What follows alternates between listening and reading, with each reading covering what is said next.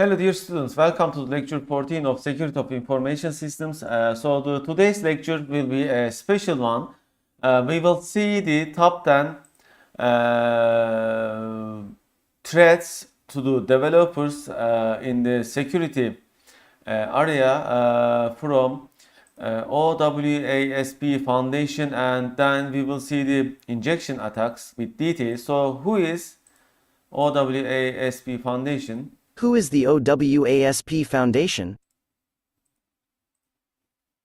The Open Web Application Security Project (OWASP) is a non-profit foundation that works to improve the security of software. Through community-led open-source software projects, hundreds of local chapters worldwide, tens of thousands of members, and leading educational and training conferences, the OWASP Foundation is the source for developers and technologists to secure the web. Okay, so let's start with the top 10 of OWASP Foundation. Top 10 threats. The OWASP Top 10 is a standard awareness document for developers and web application security. It represents a broad consensus about the most critical security risks to web applications. Okay, so I think you have heard that Thunder. Companies should adopt this document and start the process of ensuring that their web applications minimize these risks. Using the OWASP Top 10 is perhaps the most effective first step towards changing the software development culture within your organization into one that produces more secure code. Okay, so what are the top 10 web application security risks? Top 10 web application security risks. Okay, I will take a pause to open our electricity. It is just went off. Okay, so the first one is injection. What is injection? We will see that. Injection flaws, such as SQL, NoSQL, OS, and LDAP injection, occur when untrusted data is sent to an interpreter as part of a command or query. The attacker's hostile data can trick the interpreter into executing unintended commands or accessing data without proper authorization. Okay, let's see the details of an injection attacks. Alright, so looks like they have prepared a PDF, a table. Threat agents, attack vectors. Okay, application specific exploitability 3. Exploitability, 3. Almost any source of data can be an injection vector, environment variables, parameters, external and internal web services, and all types of users. Injection flaws occur when an attacker can send hostile data to an interpreter. Security weakness, prevalence 2, detectability 3. Injection flaws are very prevalent, particularly in legacy code. Injection vulnerabilities are often found in SQL, LDAP, XPath, or NoSQL queries, OS commands, XML parsers, SMTP headers, expression languages, and ORM queries. Injection flaws are easy to discover when examining code. Scanners and fuzzers can help attackers find injection flaws. So they can find injection flaws with scanners without even doing anything manually. Therefore, it is easy to discover and exploit your system. Injection can result in data loss, corruption, or disclosure to unauthorized parties, loss of accountability, or denial of access. Injection can sometimes lead to complete host takeover. The business impact depends on the needs of the application and data. Okay, so is the application vulnerable? So an application is vulnerable to attack when, let's read each of the cases. Asterisk user supplied data is not validated, filtered, or sanitized by the application. Asterisk dynamic queries or non-parameterized calls without context-aware escaping are used directly in the interpreter. Asterisk hostile data is used within object relational mapping (ORM) search parameters to extract additional, sensitive records. Asterisk hostile data is directly used or concatenated, such that the SQL or command contains both structure and hostile data in dynamic queries, commands, or stored procedures. Some of the more common injections are SQL, NoSQL, OS command, Object Relational Mapping (ORM), LDAP, and Expression Language (L) or Object Graph Navigation Library (OGNL) injection. The concept is identical among all interpreters. Source code review is the best method of detecting if applications are vulnerable to injections, closely followed by thorough automated testing of all parameters, headers, URL, cookies, JSON, SOAP, and XML data inputs. Organizations can include static source (SAST) and dynamic application test (DAST) tools into the CI/CD pipeline to identify newly introduced injection flaws prior to production deployment. Okay, so how can we prevent injection attacks?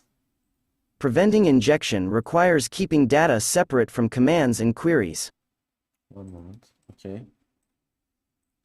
Asterisk the preferred option is to use a safe API, which avoids the use of the interpreter entirely or provides a parameterized interface, or migrate to use Object Relational Mapping Tools (ORMs). Note, even when parameterized, stored procedures can still introduce SQL injection if place, SQL or T-SQL concatenates queries and data, or executes hostile data with execute immediate or exec. Use positive or whitelist server-side input validation. This is not a complete defense as many applications require special characters, such as text areas or APIs for mobile applications. Asterisk for any residual dynamic queries, escape special characters using the specific escape syntax for that interpreter.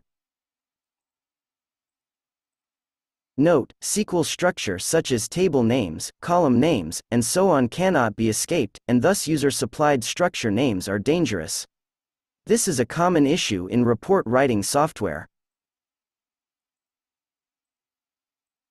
Use limit and other SQL controls within queries to prevent mass disclosure of records in case of SQL injection. Okay, there is a PDF version of top 10. Let's see if there is any additional information. Okay, introduction, release notes, application security risks, injection. Okay, I think it is same. Yeah, it is same as here. So let's continue from here. It looks better. Example attack scenarios. Example attack scenarios. Scenario number 1, an application uses untrusted data in the construction of the following vulnerable SQL call. Okay, at this SQL query, they are selecting everything from accounts table where customer ID equal to the parameter that is provided with get, okay, or post. And here there is no escape, there is no validation, therefore they can write anything as an ID and do whatever they want. However, if IDs are numerics, you can check that whether the provided ID is numeric or not, and if it is numeric, then there is no way to do anything harmful in this case. So never use user input like this. You have to validate or sanitize it first, or better way is writing parameterized queries. If you use parameterized query, then there is no way to do SQL injection. Scenario number 2, similarly, an application's blind trust in frameworks may result in queries that are still vulnerable, e.g. Hibernate Query Language (HQL), Query HQL Query equals session, create query from accounts. For example, if you use SQL frameworks, then you are in danger again, like this. In both cases, let's read this. In both cases, the attacker modifies the id parameter value in their browser to send, or 1 equals 1. For example, this changes the meaning of both queries to return all the records from the accounts table. More dangerous attacks could modify or delete data, or even invoke stored procedures. Okay, let's open an SQL injection from their external reference. Maybe there is a better example.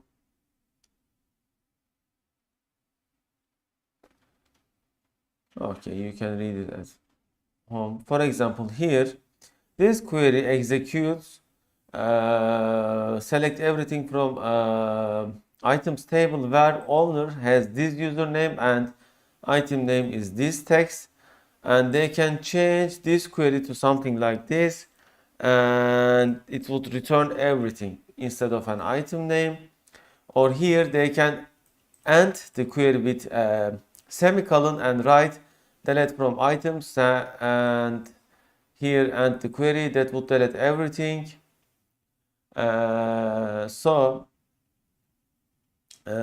If you execute queries without sanitization, then you are in a big trouble. The second case is broken authentication.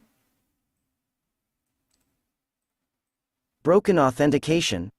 So let's see the threats exploitability.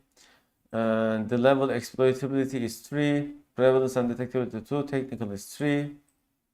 Attackers have access to hundreds of millions of valid username and password combinations for credential stuffing, default administrative account lists, automated brute force, and dictionary attack tools.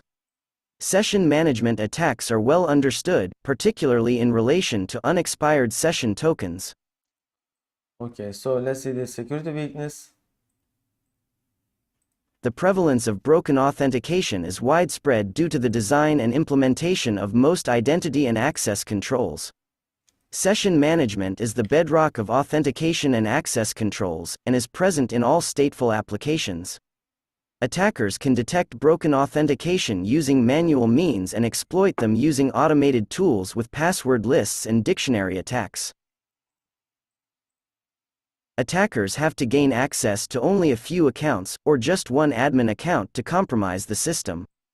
Depending on the domain of the application, this may allow money laundering, social security fraud, and identity theft, or disclose legally protected highly sensitive information.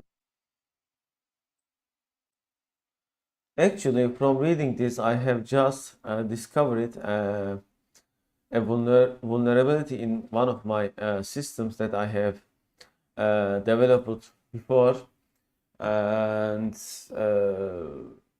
so you see it is extremely useful. I won't say what is the vulnerability I have discovered, but you have to be very careful with authentication system.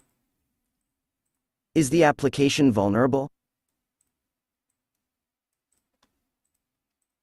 Confirmation of the user's identity, authentication, and session management are critical to protect against authentication-related attacks.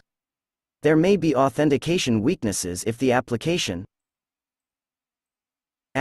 permits automated attacks such as credential stuffing, where the attacker has a list of valid usernames and passwords. Permits brute force or other automated attacks. Permits default, weak, or well-known passwords, such as password1 or admin. Uses weak or ineffective credential recovery and forgot password processes, such as knowledge-based answers, which cannot be made safe. Uses plain text, encrypted, or weakly hashed passwords, CA3, 2017 sensitive data exposure. Has missing or ineffective multi-factor authentication. Exposes session IDs in the URL, e.g., URL rewriting. Does not rotate session IDs after successful login.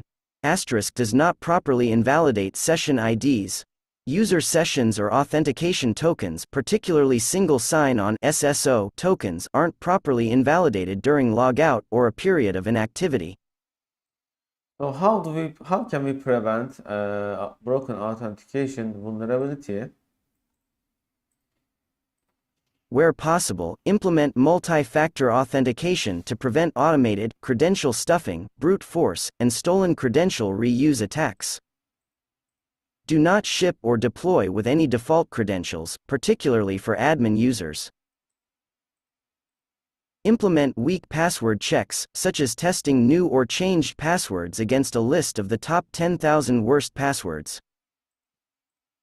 Align password length, complexity and rotation policies with NIST 800-63B's guidelines in Section 5.1.1 for memorized secrets or other modern, evidence-based password policies.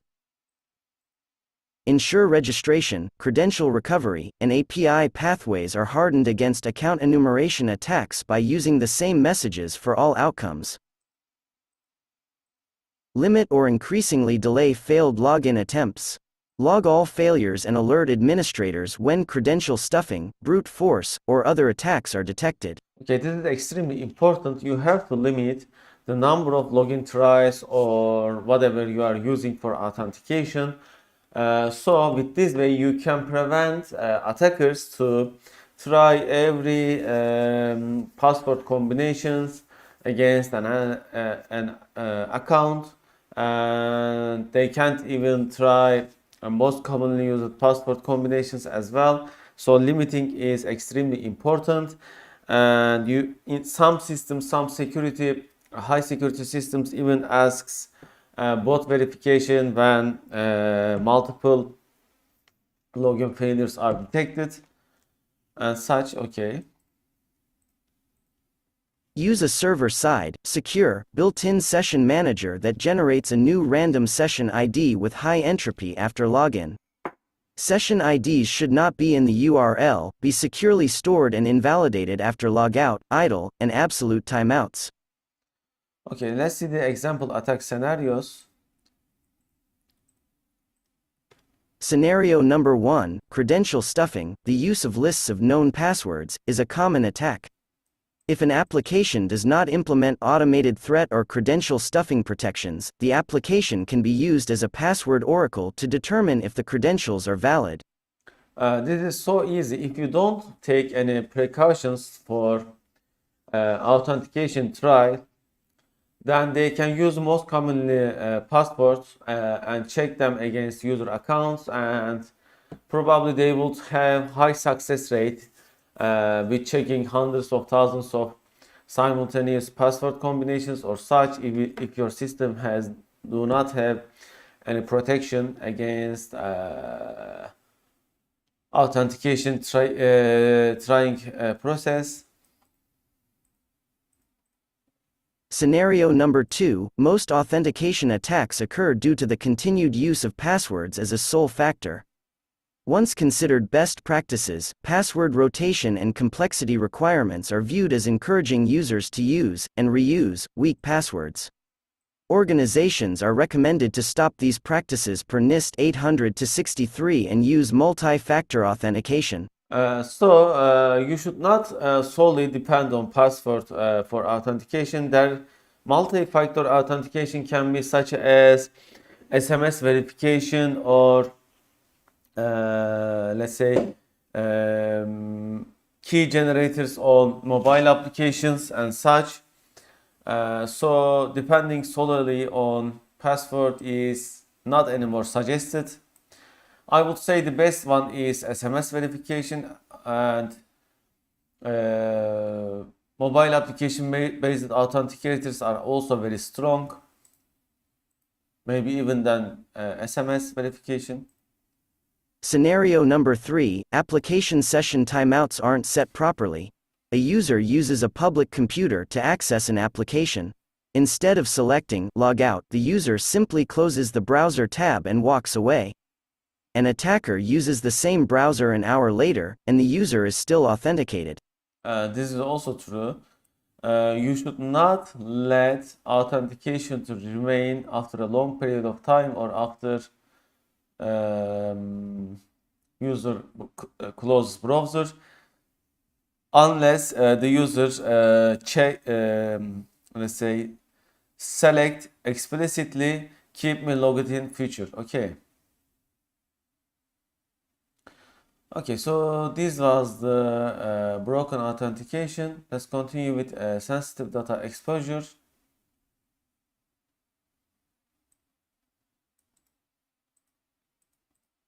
Rather than directly attacking crypto, attackers steal keys, execute man-in-the-middle attacks, or steal clear text data off the server, while in transit, or from the user's client, e.g. browser. A manual attack is generally required. Previously retrieved password databases could be brute forced by graphics processing units, GPUs.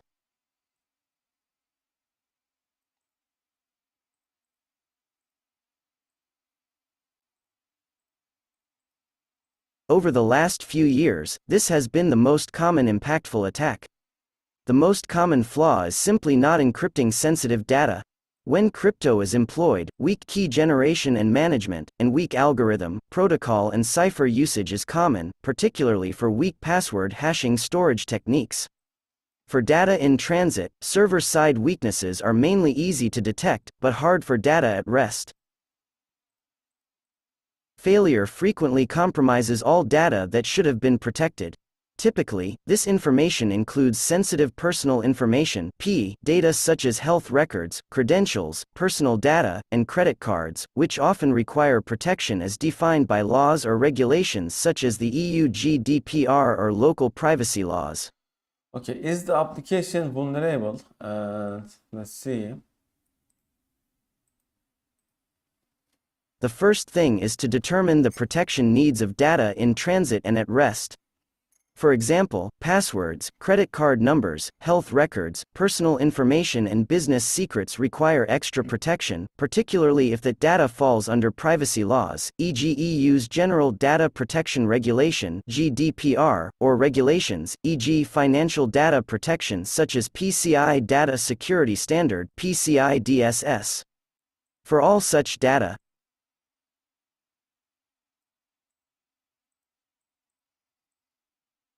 is any data transmitted in clear text? This concerns protocols such as HTTP, SMTP, and FTP. External internet traffic is especially dangerous. Verify all internal traffic, e.g. between load balancers, web servers, or back-end systems. Are any old or weak cryptographic algorithms used either by default or in older code? Are default crypto keys in use, weak crypto keys generated or reused, or is proper key management or rotation missing? Is encryption not enforced, e.g. are any user agent, browser, security directives or headers missing? Does the user agent, e.g. app, mail client, not verify if the received server certificate is valid? Okay, so how can we prevent?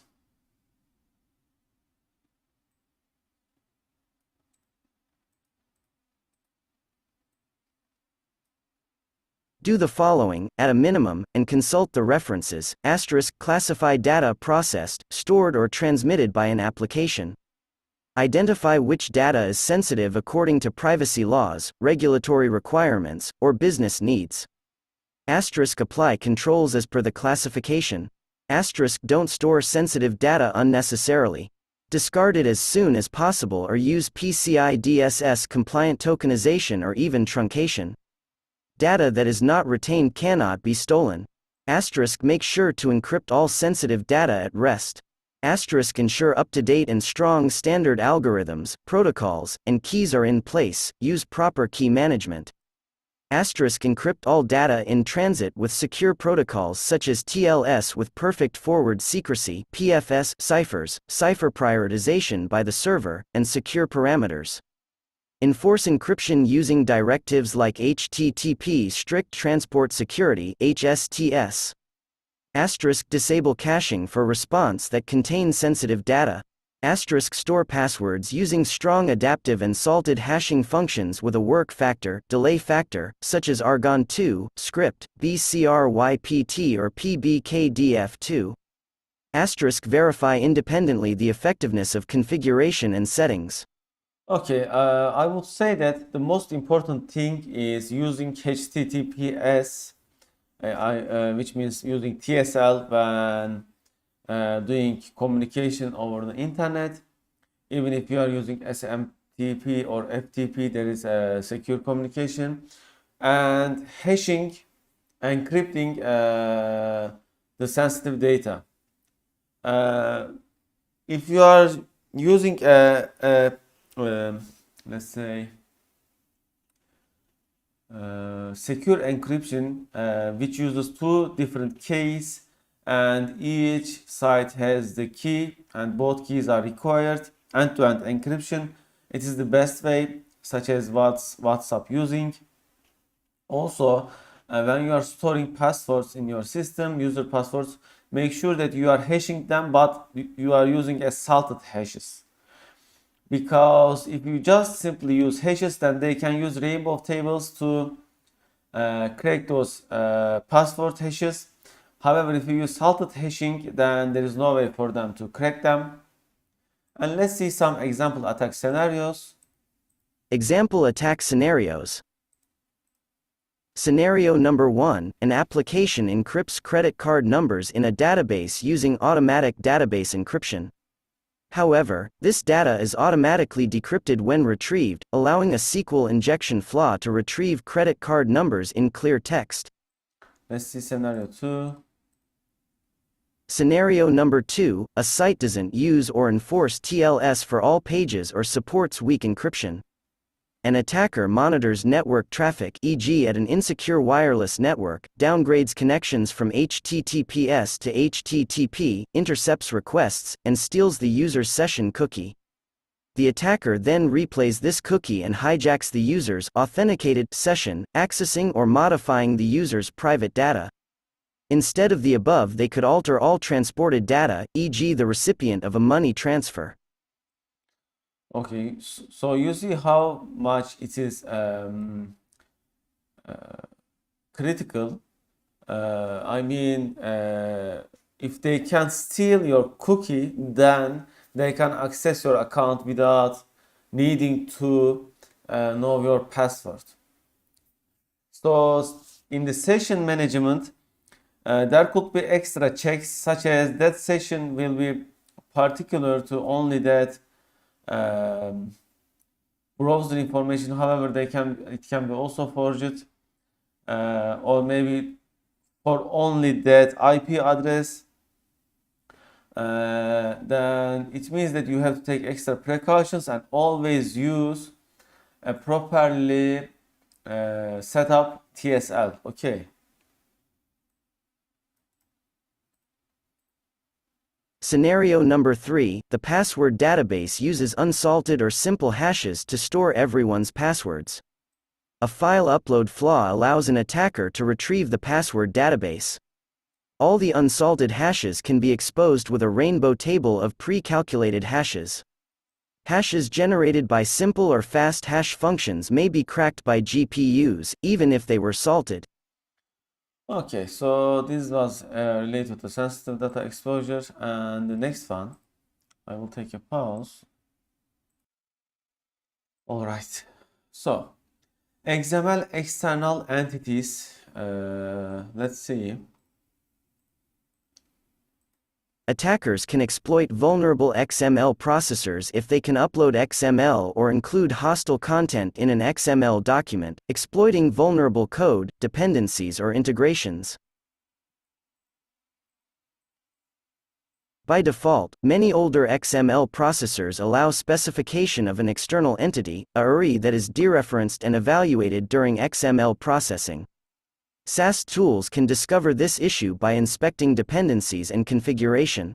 DAST tools require additional manual steps to detect and exploit this issue. Manual testers need to be trained in how to test for XXE, as it not commonly tested as of 2017. These flaws can be used to extract data, execute a remote request from the server, scan internal systems, perform a denial of service attack, as well as execute other attacks. The business impact depends on the protection needs of all affected application and data. Okay, let's see. Is the application is vulnerable? Applications, and in particular XML-based web services or downstream integrations, might be vulnerable to attack if the application accepts XML directly or XML uploads, especially from untrusted sources, or inserts untrusted data into XML documents, which is then parsed by an XML processor. Asterisk any of the XML processors in the application or SOAP-based web services has document type definitions (DTDs) enabled. As the exact mechanism for disabling DTD processing varies by processor, it is good practice to consult a reference such as the OWASP cheat sheet XXE prevention. Asterisk if the application uses SAML for identity processing within federated security or single sign-on SSO purposes. SAML uses XML for identity assertions, and may be vulnerable. Asterisk if the application uses SOAP prior to version 1.2, it is likely susceptible to XXE attacks if XML entities are being passed to the SOAP framework. Being vulnerable to XXE attacks likely means that the application is vulnerable to denial of service attacks, including the billion laughs attack. So what is billion laughs attack? I also heard it first time. Let's see it.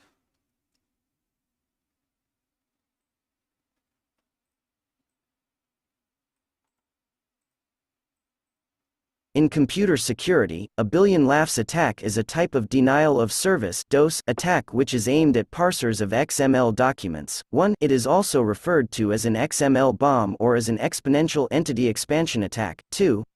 Let's see the details. The example attack consists of defining 10 entities, each defined as consisting of 10 of the previous entity, with the document consisting of a single instance of the largest entity, which expands to 1 billion copies of the first entity. In the most frequently cited example, the first entity is the string lol, hence the name billion laughs. At the time this vulnerability was first reported, the computer memory used by a billion instances of the string lol would likely exceed that available to the process parsing the XML. While the original form of the attack was aimed specifically at XML parsers, the term may be applicable to similar subjects as well. 1. The problem was first reported as early as 2002-3, but began to be widely addressed in 2008. 4. Defenses against this kind of attack include capping the memory allocated in an individual parser if loss of the document is acceptable, or treating entities symbolically and expanding them lazily only when, and to the extent, their content is to be used. Okay, we get the idea. Let's continue. So how can we prevent XML attacks? Developer training is essential to identify and mitigate XXE.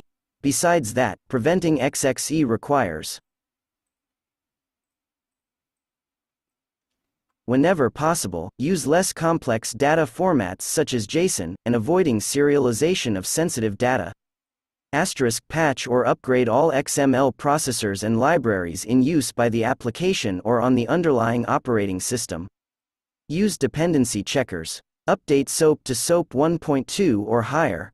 Asterisk disable XML external entity and DTD processing in all XML parsers in the application, as per the OWASP cheat sheet XXE prevention.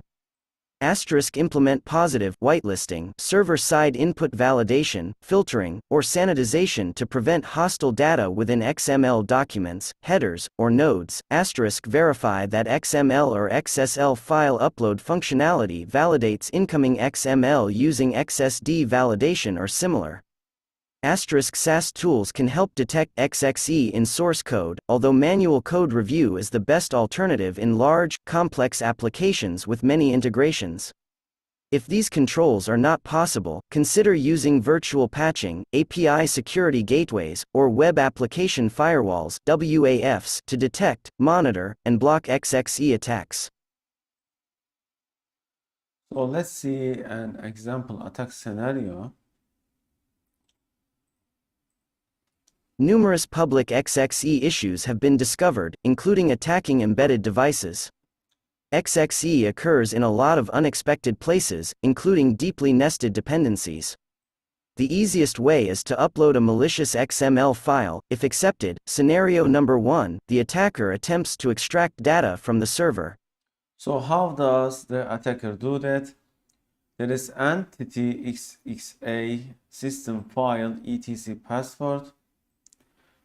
Okay, so with this way they may try to extract data from servers. Therefore, you have to check and sanitize what can be done. So whitelist using is the best approach. Scenario number 2, an attacker probes the server's private network by changing the above entity line to. So they can try to probe a private network. You see 192.168 is used for local networks, local area network, and here they are trying to probe the private network. And the scenario 3. Scenario number 3, an attacker attempts a denial of service attack by including a potentially endless file. Okay, so let's continue. Number 5, broken access control. Exploitation of access control is a core skill of attackers. SAST and DAST tools can detect the absence of access control but cannot verify if it is functional when it is present. Access control is detectable using manual means, or possibly through automation for the absence of access controls in certain frameworks. So, security weakness of access control. Access control weaknesses are common due to the lack of automated detection and lack of effective functional testing by application developers. Access control detection is not typically amenable to automated static or dynamic testing. Manual testing is the best way to detect missing or ineffective access control, including HTTP method, get versus put, etc., controller, direct object references, etc. The technical impact is attackers acting as users or administrators, or users using privileged functions, or creating, accessing, updating or deleting every record. The business impact depends on the protection needs of the application and data. Okay, so how can we detect if the application is vulnerable or not? Is the application vulnerable? Access control enforces policy such that users cannot act outside of their intended permissions. Failures typically lead to unauthorized information disclosure, modification or destruction of all data, or performing a business function outside of the limits of the user. Common access control vulnerabilities include bypassing access control checks by modifying the URL, internal application state, or the HTML page, or simply using a custom API attack tool. Allowing the primary key to be changed to another's user's record, permitting viewing or editing someone else's account. Elevation of privilege. Acting as a user without being logged in, or acting as an admin when logged in as a user. Metadata manipulation, such as replaying or tampering with a JSON Web Token (JWT) access control token or a cookie or hidden field manipulated to elevate privileges, or abusing JWT invalidation. CORS misconfiguration allows unauthorized API access. Force browsing to authenticated pages as an unauthenticated user or to privileged pages as a standard user. Accessing API with missing access controls for post, put and delete. Okay, so how can we prevent broken access control? Access control is only effective if enforced in trusted server-side code or serverless API, where the attacker cannot modify the access control check or metadata.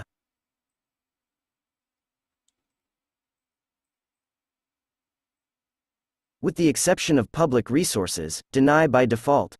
Implement access control mechanisms once and reuse them throughout the application, including minimizing CORS usage. Model access controls should enforce record ownership, rather than accepting that the user can create, read, update, or delete any record. Unique application business limit requirements should be enforced by domain models. Disable web server directory listing and ensure file metadata e.g. .git and backup files are not present within web routes. Log access control failures, alert admins when appropriate e.g. repeated failures. Rate limit API and controller access to minimize the harm from automated attack tooling. JWT tokens should be invalidated on the server after logout.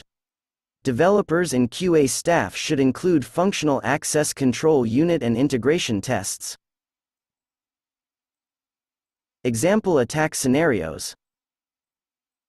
Scenario number 1, the application uses unverified data in a SQL call that is accessing account information. Okay, let's try to understand it. So it requests get parameter account, results parameter execute query. Okay, let's continue. An attacker simply modifies the ACCT parameter in the browser to send whatever account number they want. If not properly verified, the attacker can access any user's account. Okay, so this is about trusting the user input, and even if that input is hidden. This was a case in my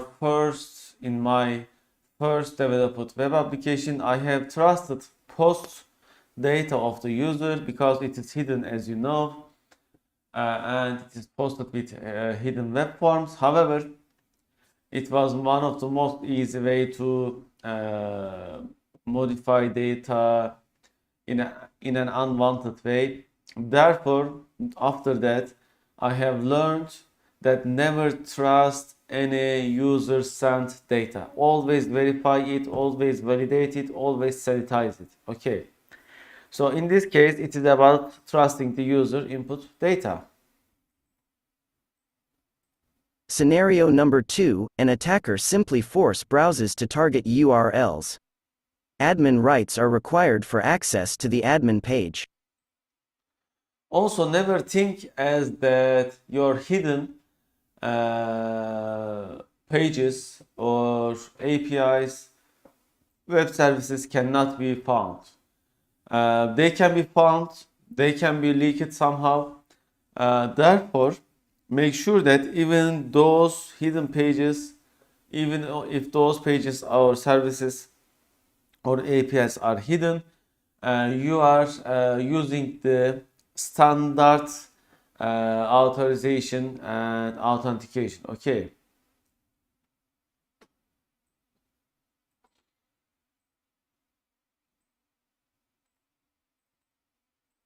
If an unauthenticated user can access either page, it's a flaw. If a non-admin can access the admin page, this is a flaw.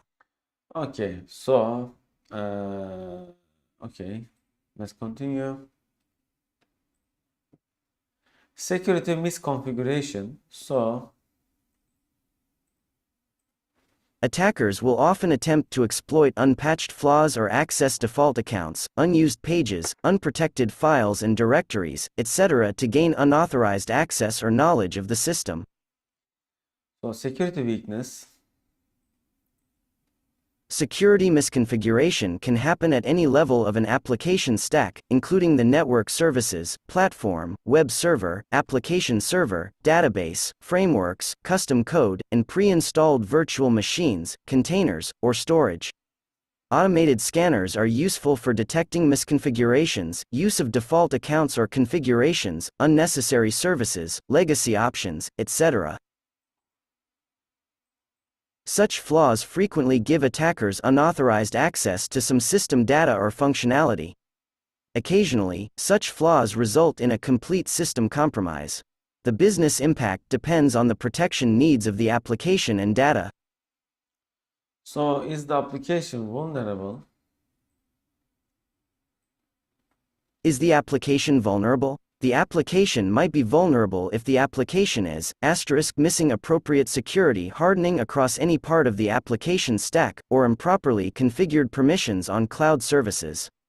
Unnecessary features are enabled or installed, e.g. unnecessary ports, services, pages, accounts, or privileges. Default accounts and their passwords still enabled and unchanged. Error handling reveals stack traces or other overly informative error messages to users. For upgraded systems, latest security features are disabled or not configured securely. The security settings in the application servers, application frameworks e.g. struts, Spring, ASP.NET, libraries, databases, etc. not set to secure values. The server does not send security headers or directives or they are not set to secure values. Asterisk the software is out of date or vulnerable. CA9, 2017 using components with known vulnerabilities. Without a concerted, repeatable application security configuration process, systems are at a higher risk. So how to prevent security misconfiguration? How to prevent secure installation processes should be implemented, including, asterisk a repeatable hardening process that makes it fast and easy to deploy another environment that is properly locked down. Development, QA, and production environments should all be configured identically, with different credentials used in each environment. This process should be automated to minimize the effort required to set up a new secure environment. Asterisk a minimal platform without any unnecessary features, components, documentation, and samples. Remove or do not install unused features and frameworks. Asterisk a task to review and update the configurations appropriate to all security notes, updates and patches as part of the patch management process. CA9, 2017 using components with known vulnerabilities. In particular, review cloud storage permissions, e.g. S3 bucket permissions. Asterisk a segmented application architecture that provides effective, secure separation between components or tenants, with segmentation, containerization, or cloud security groups ACLs. Asterisk sending security directives to clients, e.g. security headers. Asterisk an automated process to verify the effectiveness of the configurations and settings in all environments. Okay, let's see the example attack scenarios. The scenario 1. Scenario number 1, the application server comes with sample applications that are not removed from the production server. These sample applications have known security flaws attackers use to compromise the server. If one of these applications is the admin console, and default accounts weren't changed, the attacker logs in with default passwords and takes over. Okay, scenario 2. Scenario number 2, directory listing is not disabled on the server. An attacker discovers they can simply list directories. The attacker finds and downloads the compiled Java classes, which they decompile and reverse engineer to view the code. The attacker then finds a serious access control flaw in the application. This is really important. You should never allow directory listing unless it is explicitly necessary. This is really important. Scenario number 3, the application server's configuration allows detailed error messages, e.g. stack traces, to be returned to users. This potentially exposes sensitive information or underlying flaws such as component versions that are known to be vulnerable. Scenario number 4, a cloud service provider has default sharing permissions open to the internet by other CSP users. This allows sensitive data stored within cloud storage to be accessed.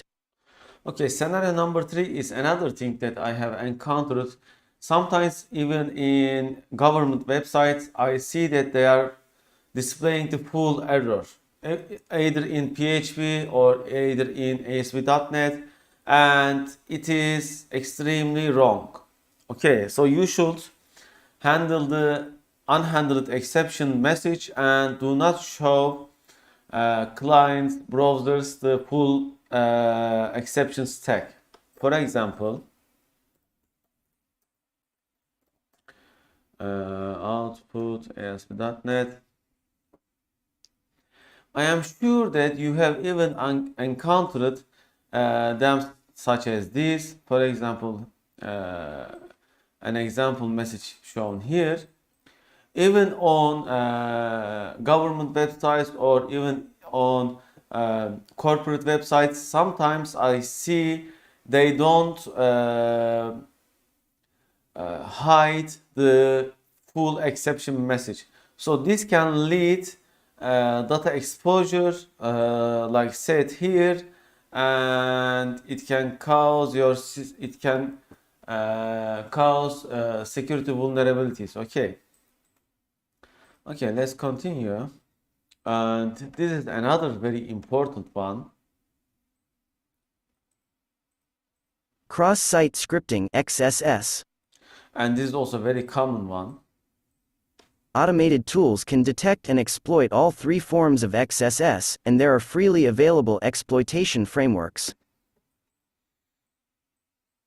XSS is the second most prevalent issue in the OWASP top 10 and is found in around 2/3 of all applications. Automated tools can find some XSS problems automatically, particularly in mature technologies such as PHP, J2EE, JSP, and ASP.NET. The impact of XSS is moderate for reflected and DOM XSS, and severe for stored XSS, with remote code execution on the victim's browser, such as stealing credentials, sessions, or delivering malware to the victim. Okay, so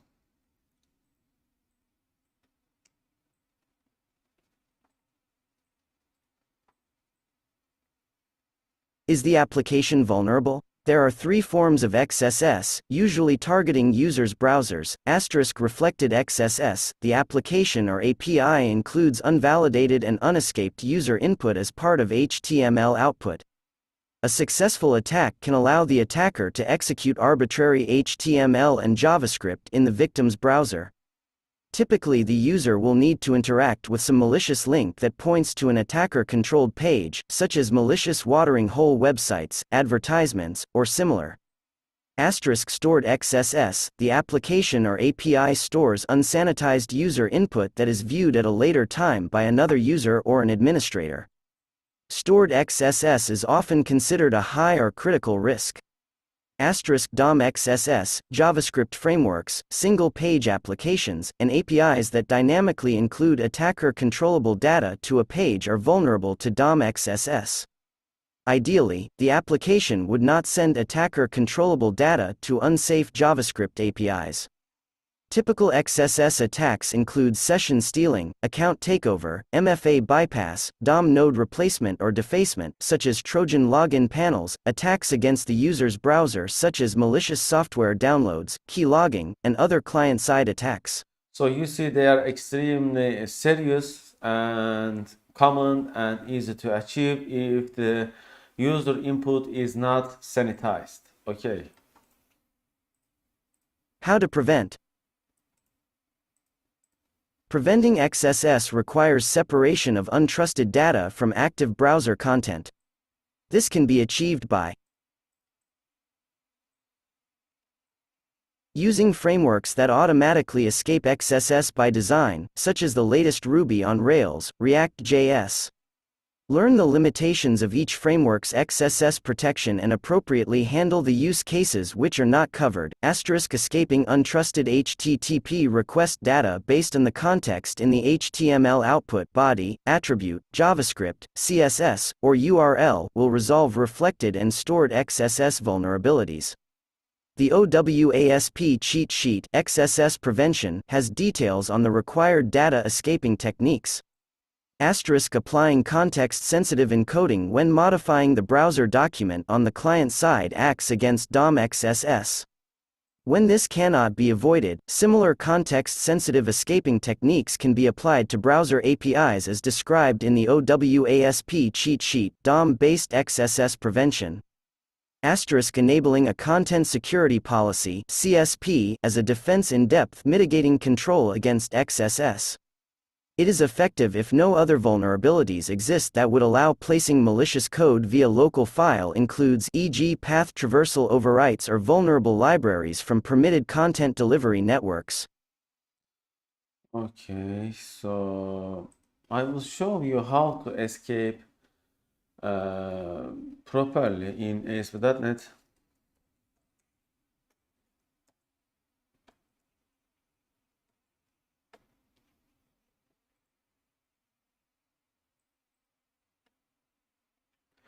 You can escape in ASP.NET with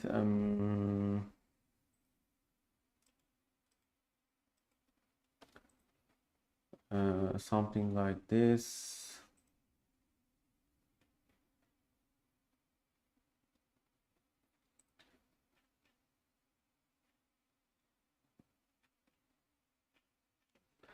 Let me show you.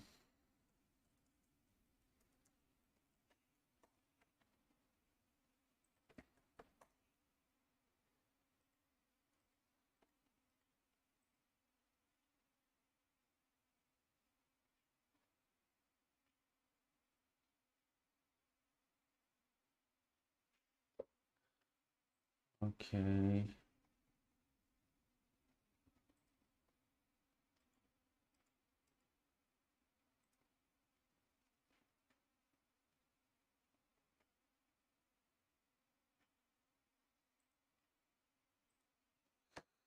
I think it was done with semicolon, something like this.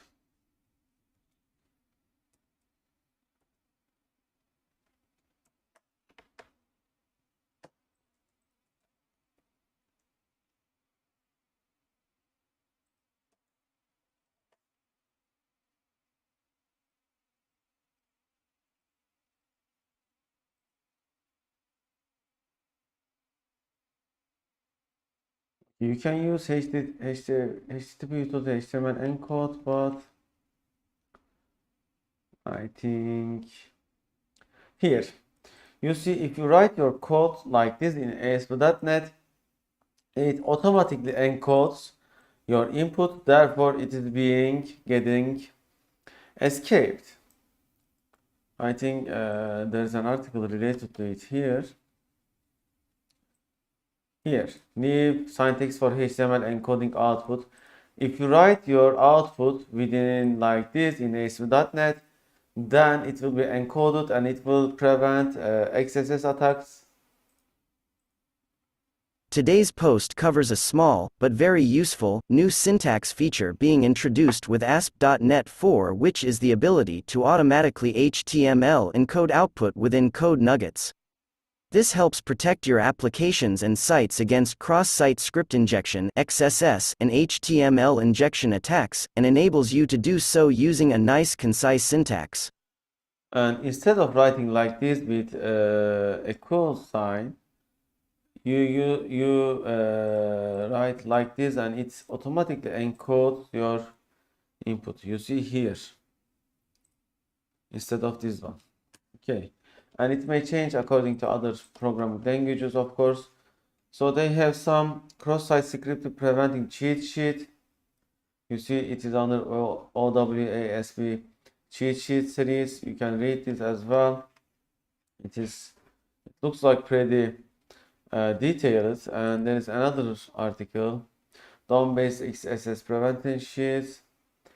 And there are other cheat sheets such as file upload, error handling, .NET security, for example. Let's read.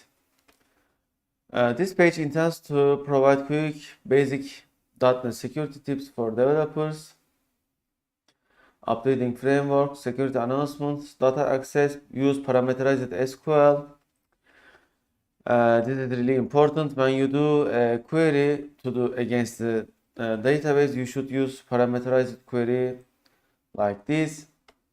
It uses SQL command instead of directly executing the command itself. And you can also use entity framework to prevent SQL injection. I am showing how to use entity framework on our object-oriented programming language course.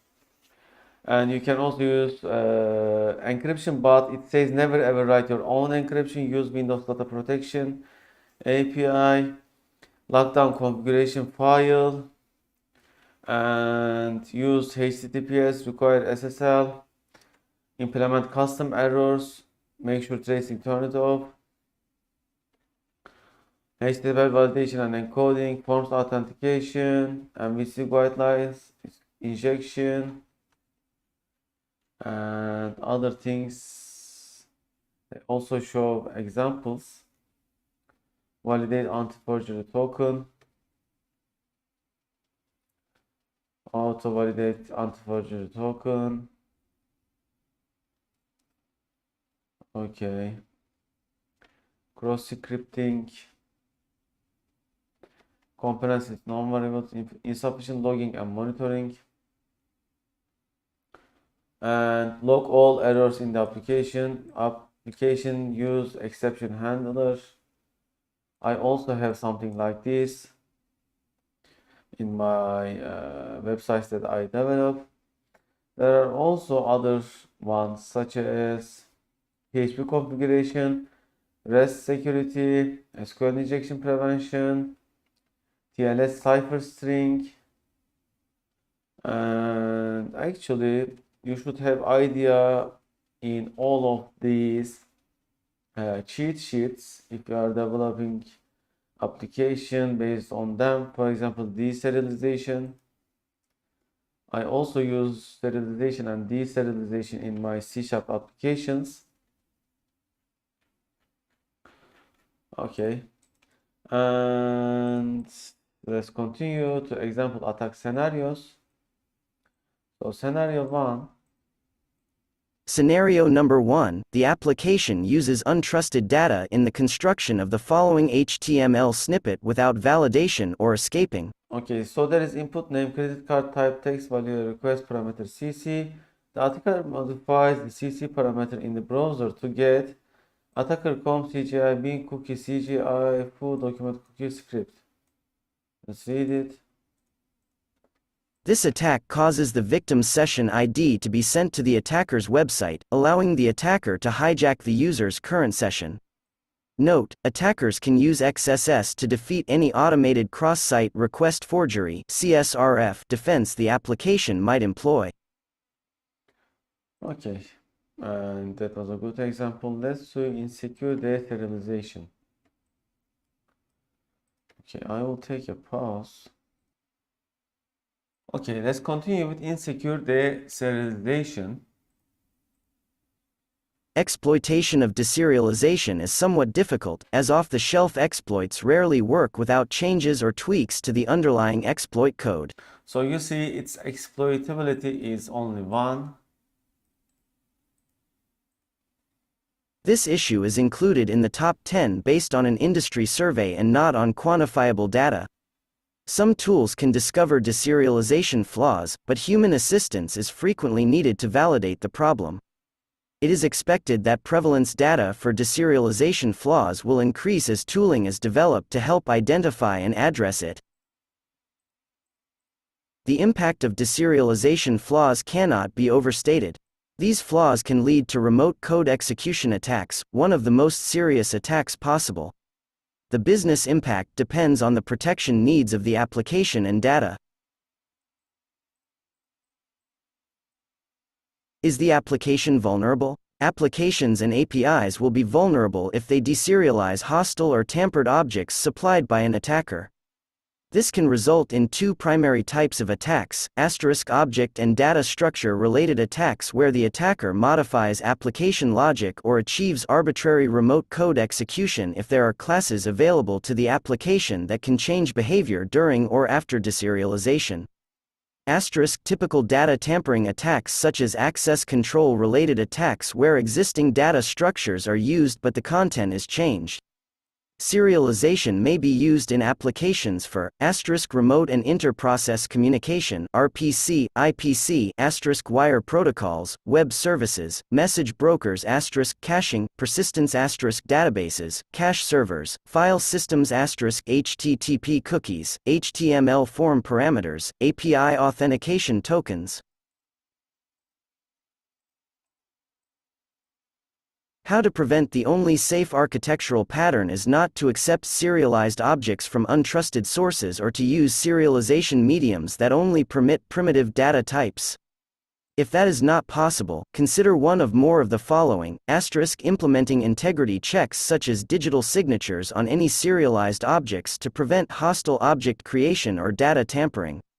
Enforcing strict type constraints during deserialization before object creation, as the code typically expects a definable set of classes. Bypasses to this technique have been demonstrated, so reliance solely on this is not advisable. Isolating and running code that deserializes in low privilege environments when possible. Log deserialization exceptions and failures, such as where the incoming type is not the expected type, or the deserialization throws exceptions. Restricting or monitoring incoming and outgoing network connectivity from containers or servers that deserialize. Monitoring deserialization, alerting if a user deserializes constantly. Okay, example attack scenarios, let's see them. Scenario number 1, a React application calls a set of Spring Boot microservices. Being functional programmers, they tried to ensure that their code is immutable. The solution they came up with is serializing user state and passing it back and forth with each request. An attacker notices the R00 Java object signature, and uses the Java serial killer tool to gain remote code execution on the application server. And the scenario 2. Scenario number 2, a PHP forum uses PHP object serialization to save a super cookie containing the user's user ID, role, password hash, and other state. Such as this one. So I think we can say which can be the user ID, any of them. An attacker changes the serialized object to give themselves admin privileges. So if the server is accepting this serialization without any check and control, then you can just modify the values and send to the server and gain access. Okay, this is a very simple mistake, but if it happens, then they can get admin privileges and other things. Okay, number 9, using components with known vulnerabilities. While it is easy to find already written exploits for many known vulnerabilities, other vulnerabilities require concentrated effort to develop a custom exploit. Prevalence of this issue is very widespread. Component-heavy development patterns can lead to development teams not even understanding which components they use in their application or API, much less keeping them up to date. Some scanners such as Retire.js help in detection, but determining exploitability requires additional effort. While some known vulnerabilities lead to only minor impacts, some of the largest breaches to date have relied on exploiting known vulnerabilities in components. Depending on the assets you are protecting, perhaps this risk should be at the top of the list. I have seen many times that there were vulnerable block plugins, such as one of the most famous.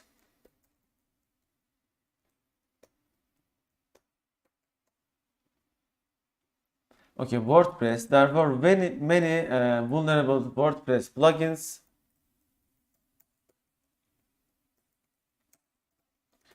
Okay, let's find an article.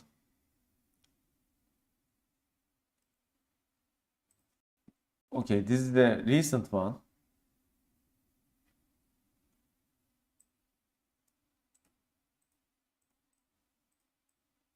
Hackers are reportedly exploiting vulnerabilities in over 10 WordPress plugins in order to backdoor sites with Rouge admin accounts. This is an escalation of an attack that was reported on back in July, in which attackers were hijacking sites to serve ads, scams, and malicious app downloads. Now, the same hacker group is taking complete control of vulnerable sites using similar tactics. ZDNet reports as of August 20 the hacker group modified the malicious code planted on hacked sites. The malicious code was modified to detect when the site owner logged into their own site. Upon logging in, the code used the owner's admin privileges to create a new admin account named WP Services, which is linked to the email address wpservices@yandex.com. So you see, if the plugin you are using is vulnerable and you don't update it and you don't fix the error, the hackers can easily make automatic scans for known vulnerability having website, blogs, platforms, services, anything, and automatically detect and hack your system and exploit it to their benefit. Okay, so this is the real issue in ready components using systems. Okay, let's read it.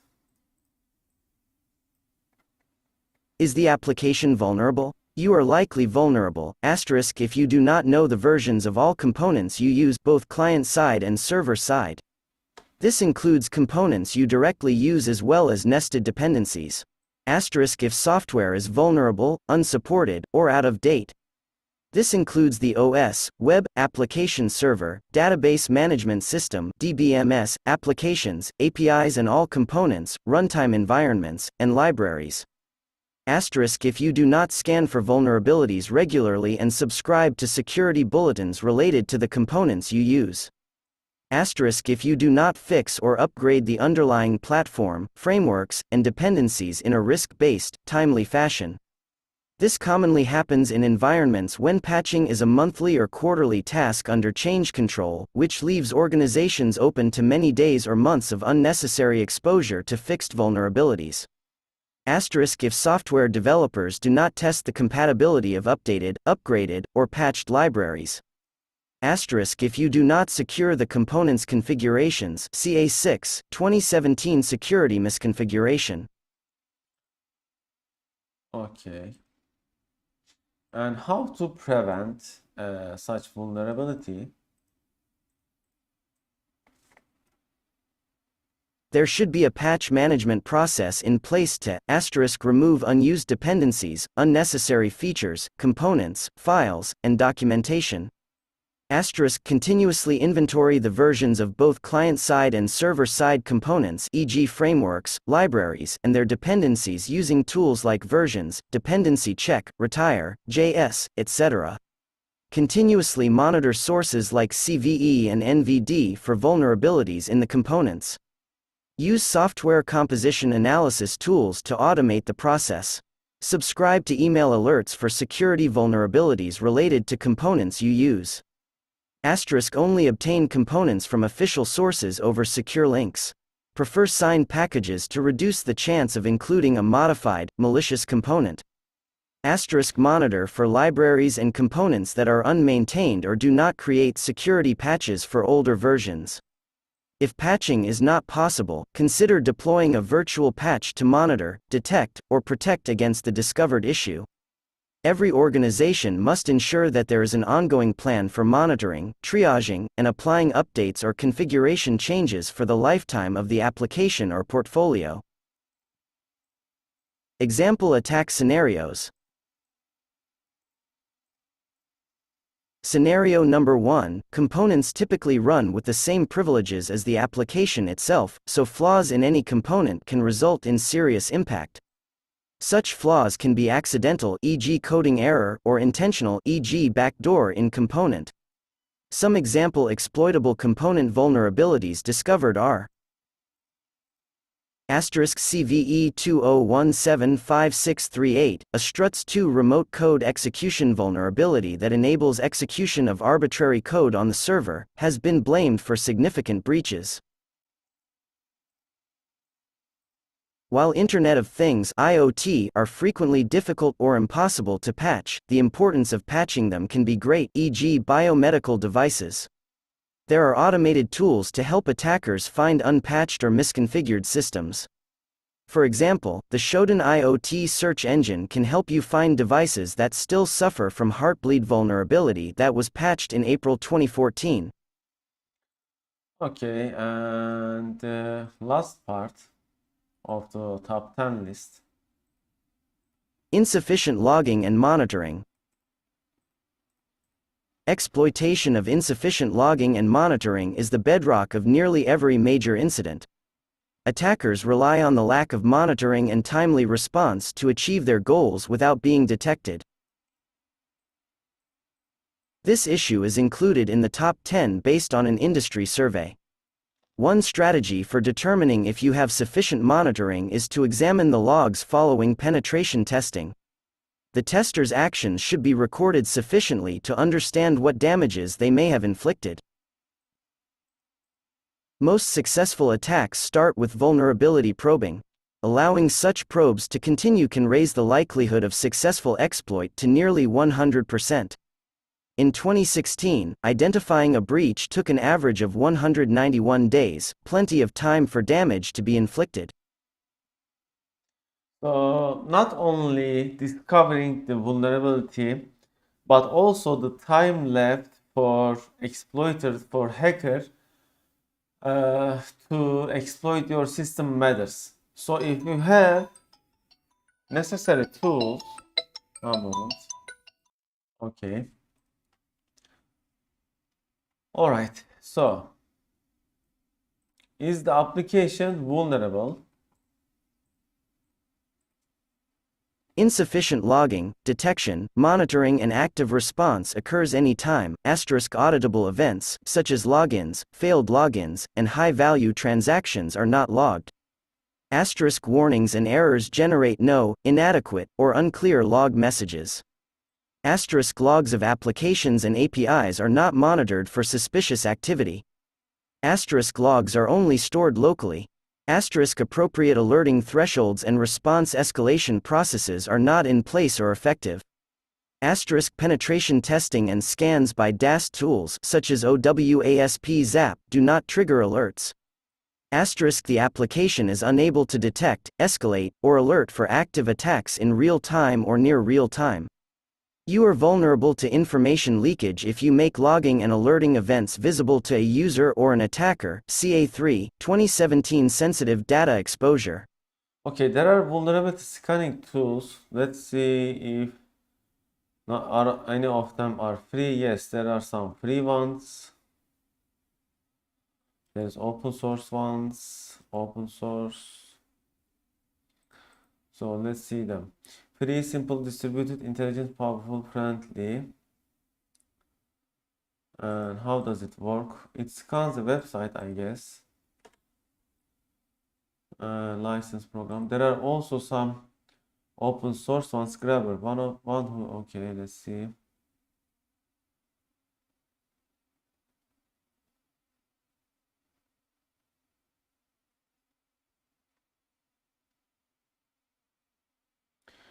Okay, so it scans cross-site scripting, SQL injection, file inclusion, backup files check, simple Ajax check,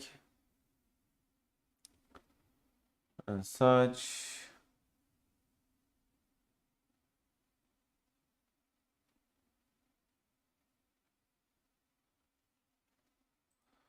And Grendel scan, which looks pretty outdated right now.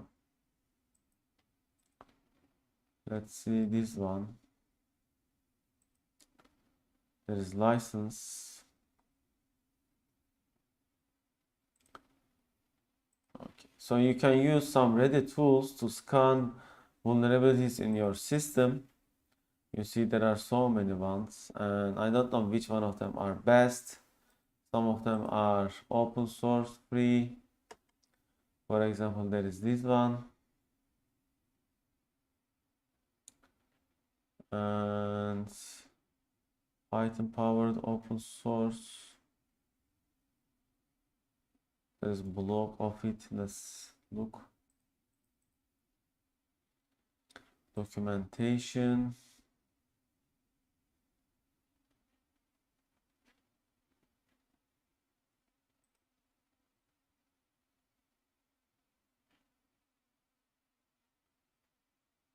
And such. Okay, so you get the idea. And how to prevent. How to prevent as per the risk of the data stored or processed by the application. Ensure all login, access control failures, and server-side input validation failures can be logged with sufficient user context to identify suspicious or malicious accounts, and held for sufficient time to allow delayed forensic analysis. Ensure that logs are generated in a format that can be easily consumed by a centralized log management solutions. Ensure high-value transactions have an audit trail with integrity controls to prevent tampering or deletion, such as append-only database tables or similar. Establish effective monitoring and alerting such that suspicious activities are detected and responded to in a timely fashion. Establish or adopt an incident response and recovery plan, such as NIST 800-61 Rev 2 or later. There are commercial and open source application protection frameworks such as OWASP App Sensor, Old Wiki, web application firewalls such as Mod Security with the OWASP Mod Security Core rule set, and log correlation software with custom dashboards and alerting. Okay, let's see some example attack scenarios.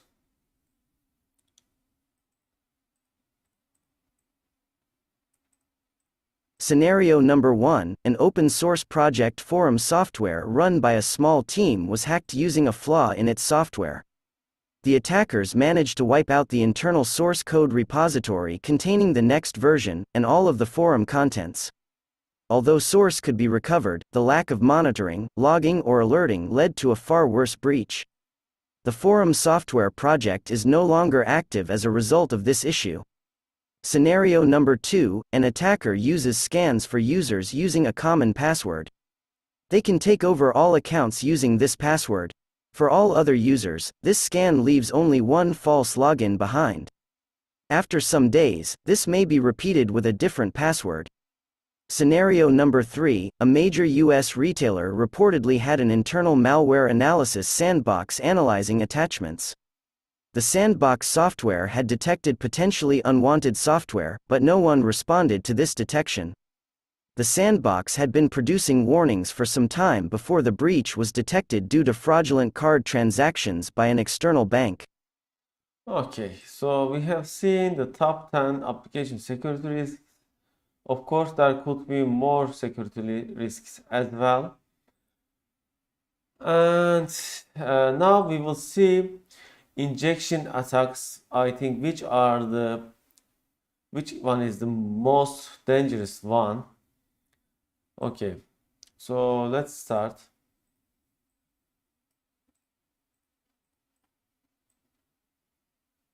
Injection attacks refer to a broad class of attack vectors. In an injection attack, an attacker supplies untrusted input to a program. This input gets processed by an interpreter as part of a command or query. In turn, this alters the execution of that program. Injections are amongst the oldest and most dangerous attacks aimed at web applications. They can lead to data theft, data loss, loss of data integrity, denial of service, as well as full system compromise. The primary reason for injection vulnerabilities is usually insufficient user input validation. This attack type is considered a major problem in web security. It is listed as the #1 web application security risk in the OWASP Top 10, and for a good reason. Injection attacks, particularly SQL injections (SQLI) attacks, and cross-site scripting (XSS), are not only very dangerous but also widespread, especially in legacy applications. What makes injection vulnerabilities particularly scary is that the attack surface is enormous, especially for XSS and SQL injection vulnerabilities. Furthermore, injection attacks are a very well understood vulnerability class. This means that there are many freely available and reliable tools that allow even inexperienced attackers to abuse these vulnerabilities automatically. So injection attacks are #1 and cross-site scripting attacks are #2. Vulnerabilities and dangers for web applications. So let's see the types of attacks. Types of injection attacks: SQL injection (SQLI) and cross-site scripting (XSS) are the most common injection attacks, but they are not the only ones. The following is a list of common injection attack types. Okay, let's start with code injection.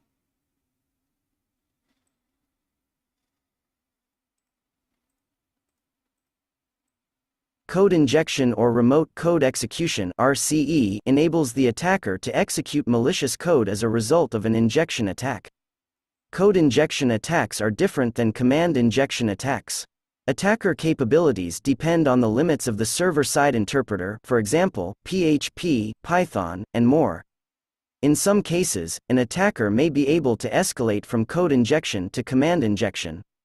Typically, code injection occurs when an application evaluates code without validating it first. The following is a source code of an example PHP application with a code injection bug. So you see, the PHP gets the code with get method and then evaluate it without validating it. You see, it just runs it. Based on the above example, an attacker could use the following construct to execute arbitrary PHP code. As a result, the PHP info page would be displayed.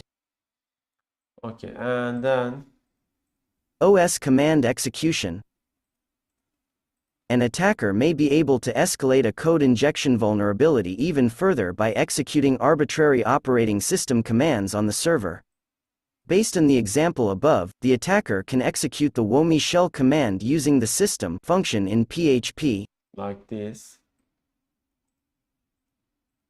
Once an attacker is able to execute OS commands, they could attempt to use a web shell or install other malware.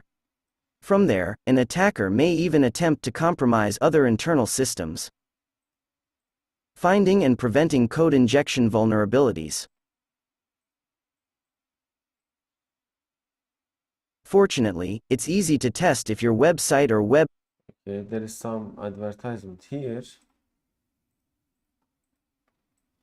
If you find code injection vulnerabilities, the most effective method to eliminate them is to avoid code evaluation at all costs unless absolutely and explicitly necessary, i.e., you cannot achieve the same result without code evaluation. Generally, evaluating code that contains user input is a dangerous way and you almost always get in trouble. There is even a common mantra for the PHP eval function: eval is evil. If code evaluation is necessary, you must use strong user input validation. It requires as many restrictions for untrusted data as possible. Remember that attackers may use many methods to go around input validation conditions. I would say that never execute code taken from users. It's also said here, find another solution, find another way, or whitelist the code. Note, some sources use the term code injection to refer to all types of attacks that inject any kind of code into the web application. According to those sources, there are many types of code injection attacks including SQL injection attacks, cross-site scripting (XSS) attacks also called HTML script injection or JavaScript injection, and even command injection attacks also called shell injection. Acunetics, like OWASP, uses the term code injection to refer only to remote code execution, also called dynamic evaluation. Okay, let's continue.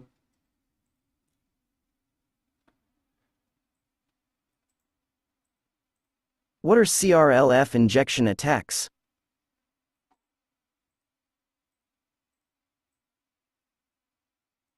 A CRLF injection attack is one of several types of injection attacks.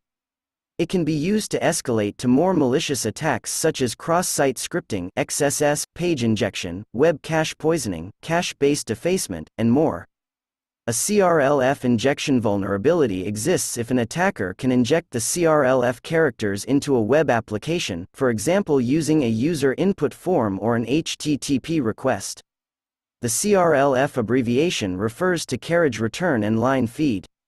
CR and LF are special characters ASCII 13 and 10 respectively, also referred to as RN, that are used to signify the end of line EOL. The CRLF sequence is used in operating systems including Windows but not Linux, Unix, and Internet protocols including HTTP. There are two most common uses of CRLF injection attacks: log poisoning and HTTP response splitting. In the first case, the attacker falsifies log file entries by inserting an end of a line and an extra line. This can be used to hide other attacks or to confuse system administrators. In the second case, CRLF injection is used to add HTTP headers to the HTTP response and, for example, perform an XSS attack that leads to information disclosure. A similar technique, called email header injection, may be used to add SMTP headers to emails. Okay, so there is also email injection attacks. And is it? Yeah, it's here. What is HTTP response splitting?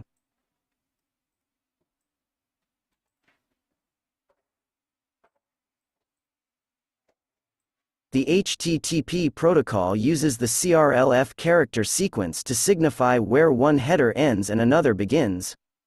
It also uses it to signify where headers end and the website content begins.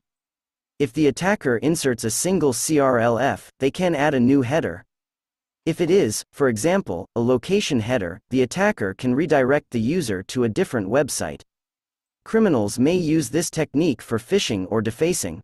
This technique is often called HTTP header injection. If the attacker inserts a double CRLF, they can prematurely terminate HTTP headers and inject content before the actual website content. The injected content can contain JavaScript code. It can also be formulated so that the actual website content coming from the web server is ignored by the web browser. This is how HTTP response splitting is used in combination with cross-site scripting (XSS).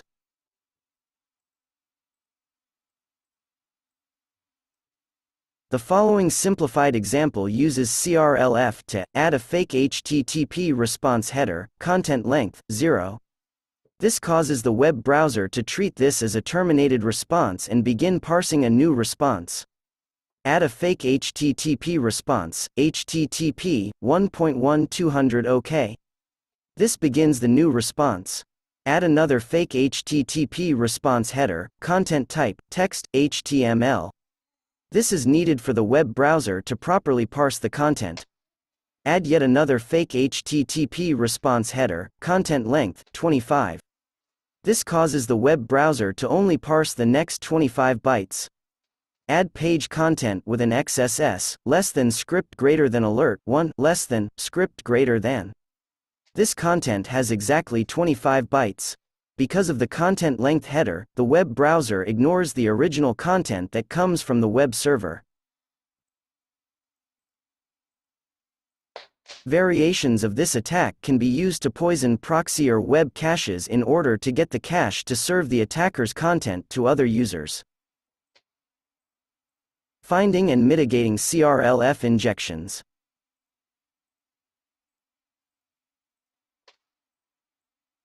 The impact of CRLF injections may seem to be limited. CRLF injections are not even mentioned in the OWASP Top 10 2017 Web Application Security List.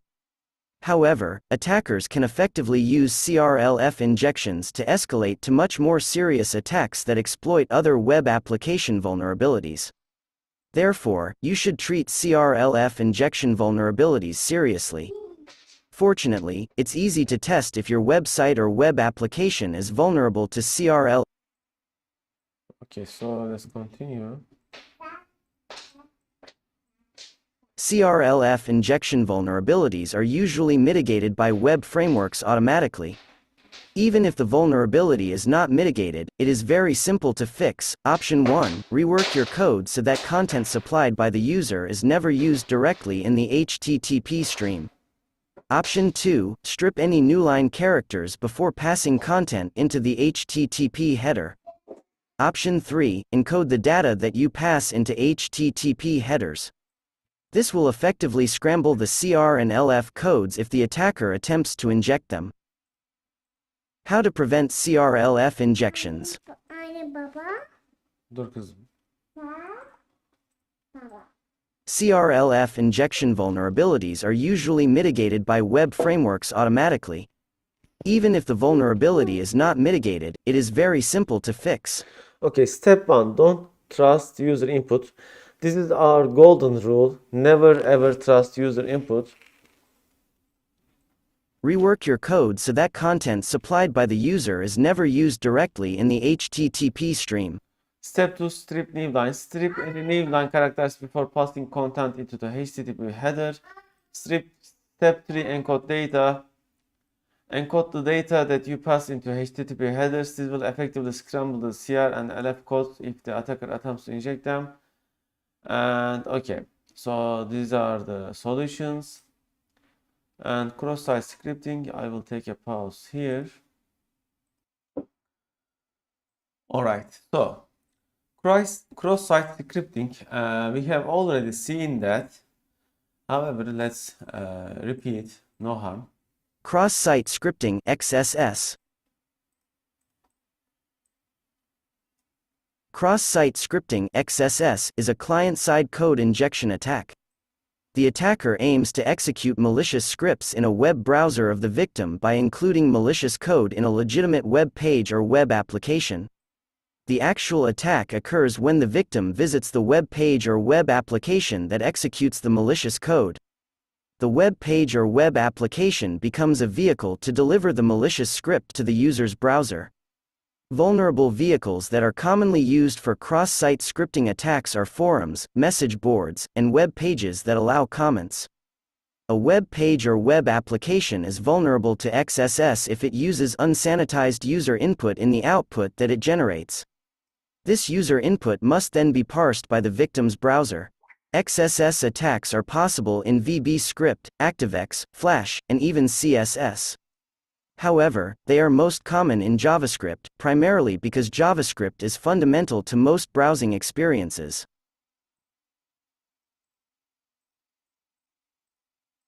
Isn't cross-site scripting the user's problem?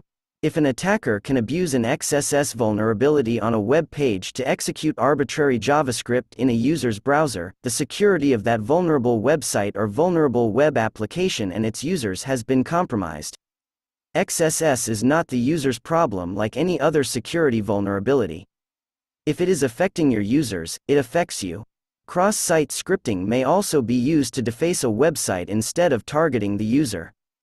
The attacker can use injected scripts to change the content of the website or even redirect the browser to another web page, for example, one that contains malicious code. What can the attacker do with JavaScript?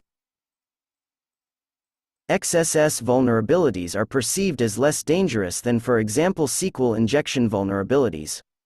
Consequences of the ability to execute JavaScript on a web page may not seem dire at first. Most web browsers run JavaScript in a very tightly controlled environment. JavaScript has limited access to the user's operating system and the user's files. However, JavaScript can still be dangerous if misused as part of malicious content. Malicious JavaScript has access to all the objects that the rest of the web page has access to. This includes access to the user's cookies. Cookies are often used to store session tokens. If an attacker can obtain a user's session cookie, they can impersonate that user, perform actions on behalf of the user, and gain access to the user's sensitive data. JavaScript can read the browser DOM and make arbitrary modifications to it.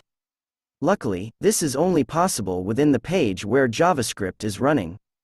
JavaScript can use the XML HTTP request object to send HTTP requests with arbitrary content to arbitrary destinations. JavaScript in modern browsers can use HTML5 APIs. For example, it can gain access to the user's geolocation, webcam, microphone, and even specific files from the user's file system. Most of these APIs require user opt-in, but the attacker can use social engineering to go around that limitation. They can even do Bitcoin mining on your browser, or they can use your browser as a part of a zombie network to do DDoS attacks and such. So you see, it is not that it is also dangerous, maybe not as much as SQL injection, but still it can do a lot of harm to the user. The above, in combination with social engineering, allow criminals to pull off advanced attacks including cookie theft, planting Trojans, keylogging, Okay, sorry about the interruption.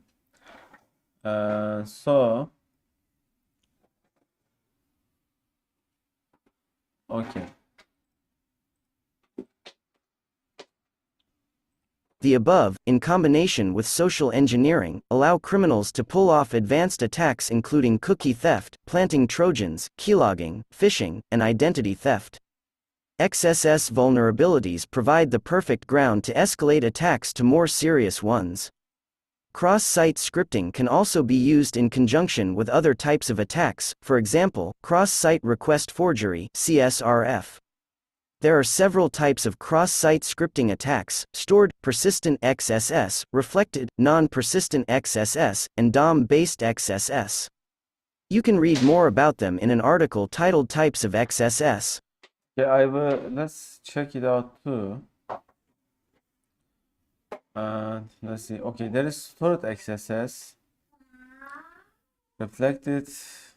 Okay, let's read them. Stored XSS, persistent XSS. The most damaging type of XSS is stored XSS, persistent XSS. An attacker uses stored XSS to inject malicious content, referred to as the payload, most often JavaScript code, into the target application. If there is no input validation, this malicious code is permanently stored, persisted, by the target application, for example within a database. For example, an attacker may enter a malicious script into a user input field such as a blog comment field or in a forum post. When a victim opens the affected web page in a browser, the XSS attack payload is served to the victim's browser as part of the HTML code, just like a legitimate comment would. This means that victims will end up executing the malicious script once the page is viewed in their browser. Reflected XSS, non-persistent XSS. The second and the most common type of XSS is reflected XSS, non-persistent XSS. In this case, the attacker's payload has to be a part of the request that is sent to the web server. It is then reflected back in such a way that the HTTP response includes the payload from the HTTP request. Attackers use malicious links, phishing emails, and other social engineering techniques to lure the victim into making a request to the server. The reflected XSS payload is then executed in the user's browser. Reflected XSS is not a persistent attack, so the attacker needs to deliver the payload to each victim. These attacks are often made using social networks. DOM-based XSS. DOM-based XSS is an advanced XSS attack. It is possible if the web application's client-side scripts write data provided by the user to the document object model (DOM). The data is subsequently read from the DOM by the web application and outputted to the browser. If the data is incorrectly handled, an attacker can inject a payload, which will be stored as part of the DOM and executed when the data is read back from the DOM. A DOM-based XSS attack is often a client-side attack and the malicious payload is never sent to the server.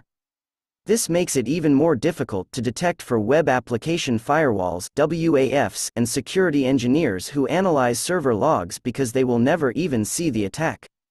DOM objects that are most often manipulated include the URL, document URL, the anchor part of the URL, location, hash, and the referrer, document, referrer. Okay, and there was something else. Cross-site forgery.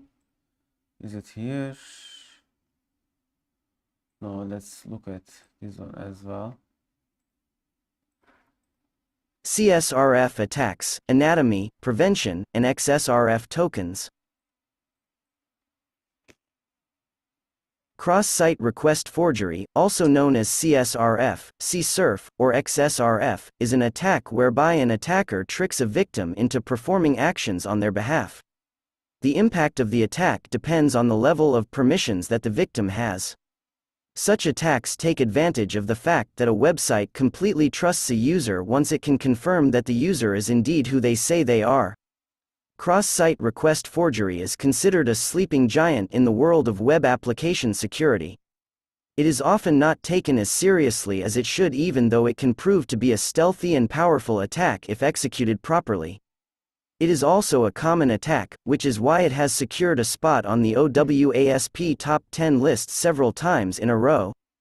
However, an exploited cross-site scripting vulnerability (XSS) is more of a risk than any CSRF vulnerability because CSRF attacks have a major limitation. CSRF only allows for state changes to occur and therefore the attacker cannot receive the contents of the HTTP response. How are CSRF attacks executed? There are two main parts to executing a cross-site request forgery attack. The first one is tricking the victim into clicking a link or loading a page. This is normally done through social engineering and malicious links. The second part is sending a crafted, legitimate-looking request from the victim's browser to the website. The request is sent with values chosen by the attacker, including any cookies that the victim has associated with that website. This way, the website knows that this victim can perform certain actions on the website. Any request sent with these HTTP credentials or cookies will be considered legitimate, even though the victim would be sending the request on the attacker's command. When a request is made to a website, the victim's browser checks if it has any cookies that are associated with the origin of that website and that need to be sent with the HTTP request. If so, these cookies are included in all requests sent to this website. The cookie value typically contains authentication data, and such cookies represent the user's session. This is done to provide the user with a seamless experience, so they are not required to authenticate again for every page that they visit. If the website approves of the session cookie and considers the user session still valid, an attacker may use CSRF to send requests as if the victim was sending them. The website is unable to distinguish between requests being sent by the attacker and those sent by the victim, since requests are always being sent from the victim's browser with their own cookie. A CSRF attack simply takes advantage of the fact that the browser sends the cookie to the website automatically with each request. Cross-site request forgery will only be effective if a victim is authenticated. This means that the victim must be logged in for the attack to succeed. Since CSRF attacks are used to bypass the authentication process, there may be some elements that are not affected by these attacks even though they are not protected against them, such as publicly accessible content. For example, a public contact form on a website is safe from CSRF. Such HTML forms do not require the victim to have any privileges for form submission. CSRF only applies to situations where a victim is able to perform actions that are not accessible to everyone. A CSRF attack example using a GET request. HTTP GET is by its very nature meant to be an idempotent request method. This means that this HTTP method should not be used to perform state changes. Sending a GET request should never cause any data to change. However, some web apps still use GET instead of the more appropriate POST to perform state changes for operations such as changing a password or adding a user. When the victim clicks the link provided by the attacker using social engineering, the victim is directed to the attacker's malicious site. This website executes a script that triggers the user's web browser to send an unsolicited request. The victim is not aware that this unsolicited client-side request is being sent. However, server-side it appears as if the user sent the request because it includes cookies used to verify that the user is who they say they are. Let's imagine that www.example.com processes fund transfers using a GET request that includes two parameters: the amount that is to be transferred and the identifier of the person to receive the money transfer. The below example shows a legitimate URL, which will request that the web app transfers 100,000 units of the appropriate currency to Fred's account.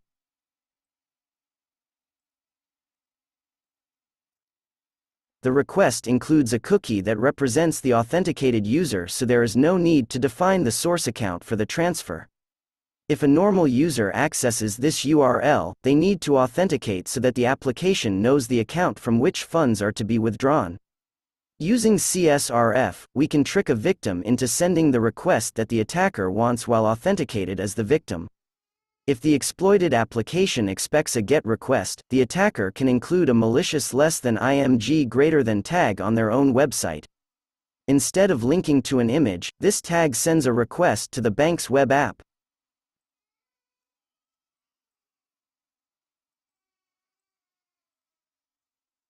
Under normal circumstances, the user's browser automatically sends cookies that are related to that website. This causes the victim to perform a state change on behalf of the attacker. In this case, the state change is a transfer of funds. Note that this example is very simple and it does not necessarily reflect the real world, but it shows very well how CSRF attacks work. However, similar vulnerabilities based on GET appeared in popular software in the past. Read more about it on Wikipedia. Okay, so there are examples on Wikipedia here. Force a torrent file download, change uTorrent administrator password. So if the torrent was using these get methods, they could have done that. CSRF attacks using post requests. Most state-changing requests are done using HTTP post requests. This means that web apps are more likely to accept POST instead of GET when a state change is involved. In the case of POST, the user's browser sends parameters and values in the request body and not the URL as in the case of a GET request. Tricking a victim into sending a POST request may be slightly more difficult. With a GET request, the attacker only needs the victim to send a URL with all the necessary information. In the case of POST, a request body must be appended to the request. However, an attacker can design a malicious website to include JavaScript that causes the user's browser to send an unsolicited POST request as soon as the page loads. The following JavaScript example shows the onload function, which automatically sends a request from the victim's browser as soon as the page loads. Okay, let's check out the function document CRF CSRF submit on load form action example com transfer method post name CSRF hidden type form. Okay.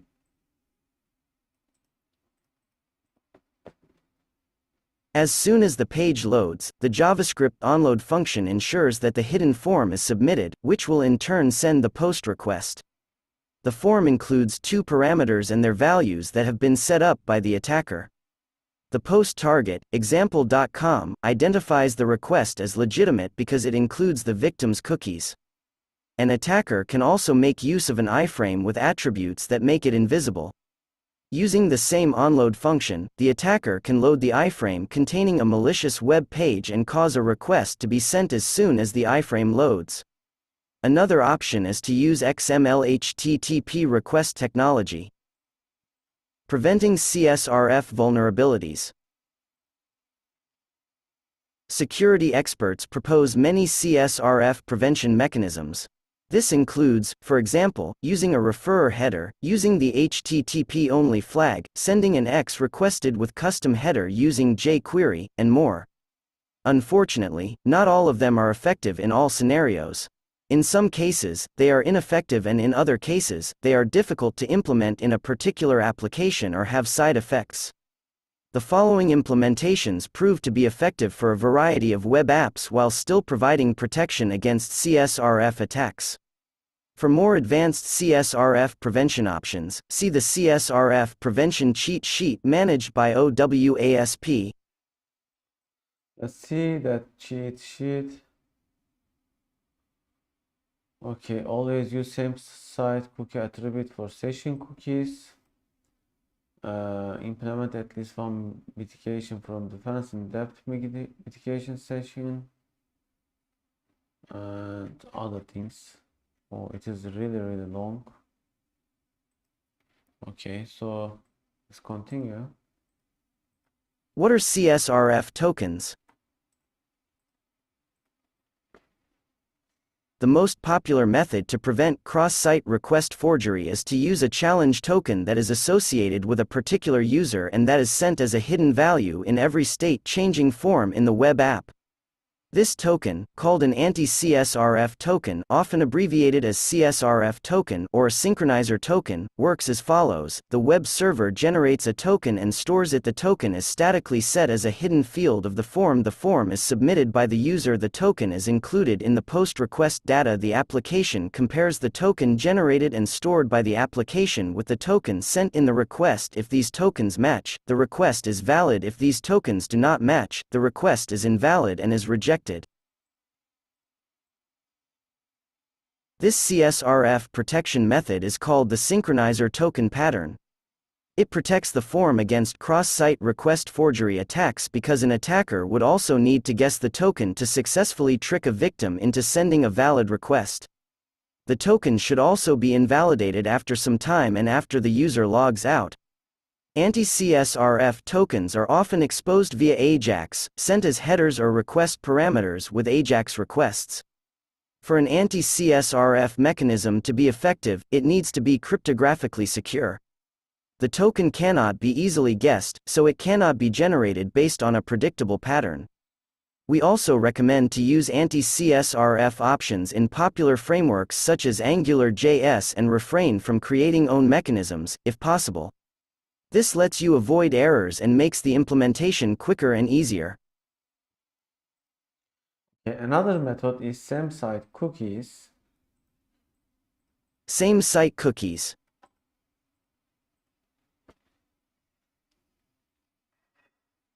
CSRF attacks are only possible because cookies are always sent with any requests that are sent to a particular origin related to that cookie. See the definition of the same origin policy. You can set a flag for a cookie that turns it into a same-site cookie. A same-site cookie is a cookie that can only be sent if the request is being made from the origin related to the cookie, not cross-domain. The cookie and the request source are considered to have the same origin if the protocol, port, if applicable, and host, but not the IP address, are the same for both. A current limitation of same-site cookies is that unlike for example Chrome or Firefox, not all current browsers support them and older browsers do not work with web apps that use same-site cookies. Click here for a list of supported browsers. At the moment, same-site cookies are better suited as an additional defense layer due to this limitation. Therefore, you should only use them along with other CSRF protection mechanisms. Okay, now we have an idea about what it is. Okay. How XSS works? How cross-site scripting works.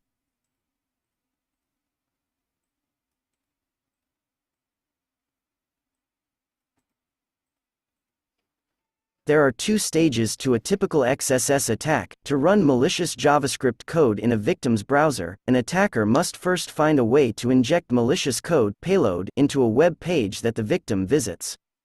After that, the victim must visit the web page with the malicious code. If the attack is directed at particular victims, the attacker can use social engineering and/or phishing to send a malicious URL to the victim. For step 1 to be possible, the vulnerable website needs to directly include user input in its pages. An attacker can then insert a malicious string that will be used within the web page and treated as source code by the victim's browser.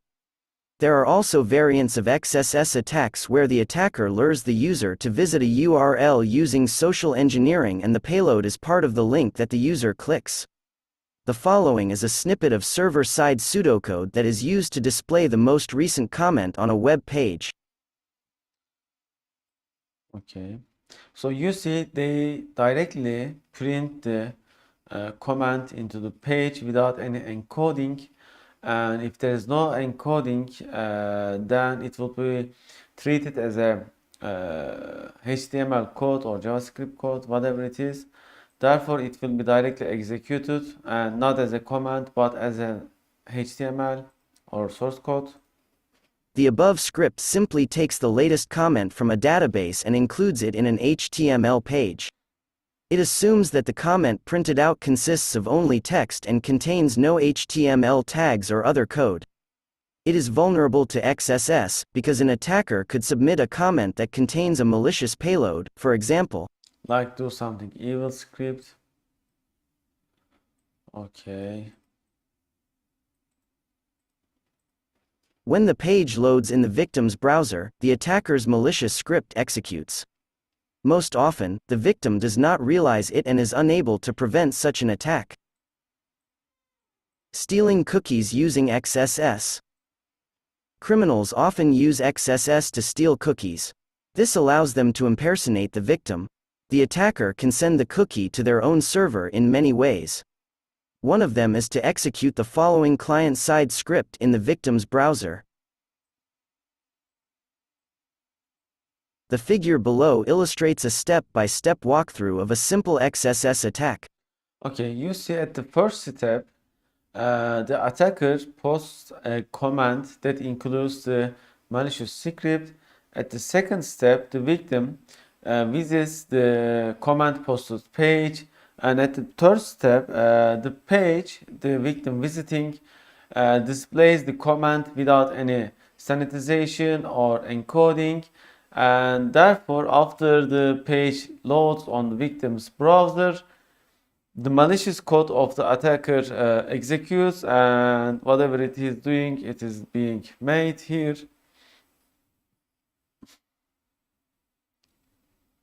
Okay, and okay, let's see.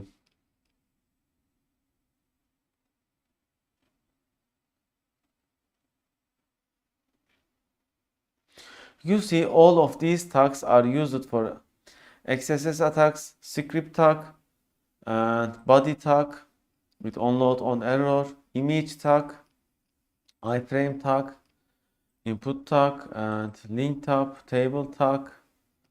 You see like this, and div tag, object tag. Almost any of them are any of the HTML tags are vulnerable. Okay, this was about cross-site scripting. Now email header injection. I will take a pause here. All right. What are email injection attacks?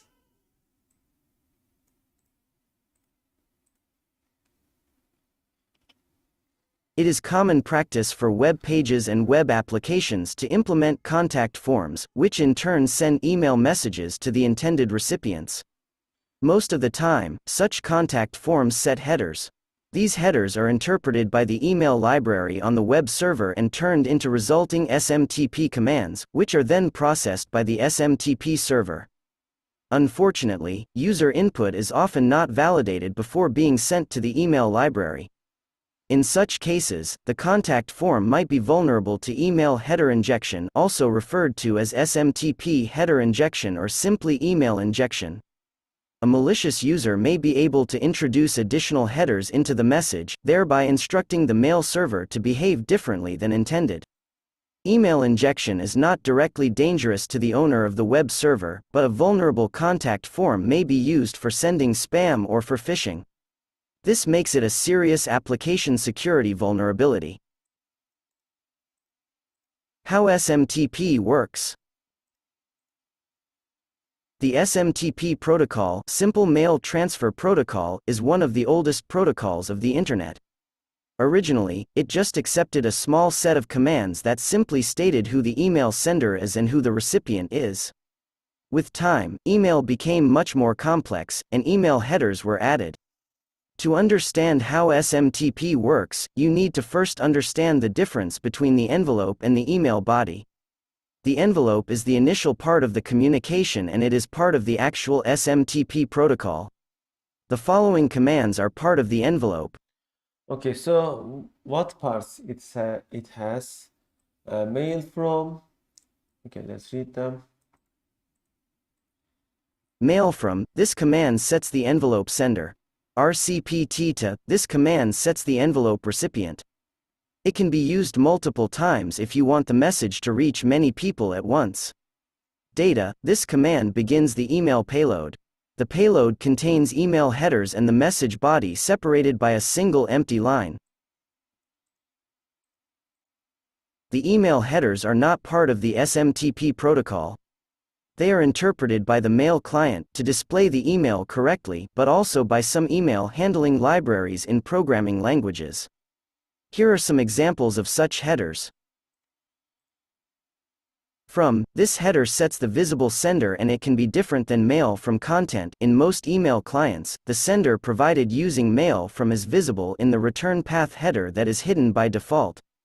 2. This header sets the visible recipient and it can be different than RCPT to content. In most email clients, the recipient provided using RCPT to is visible in the delivered to header that is hidden by default. Here is an example of a simple SMTP dialog.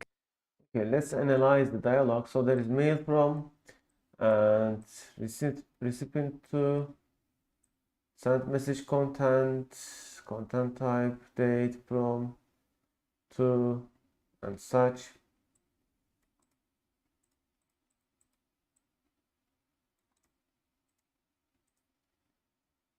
The above email would be received by Anna at example.com and Barbara at example.com. However, they would see that it was sent by Santa Claus at acunetics.com, not Postmaster at acunetics.com, and they would see that the recipient is not Naughty at example.com. Most email libraries in web programming languages usually do not let you add envelope commands directly. However, they take the email headers that you supply and often convert them into equivalent SMTP commands.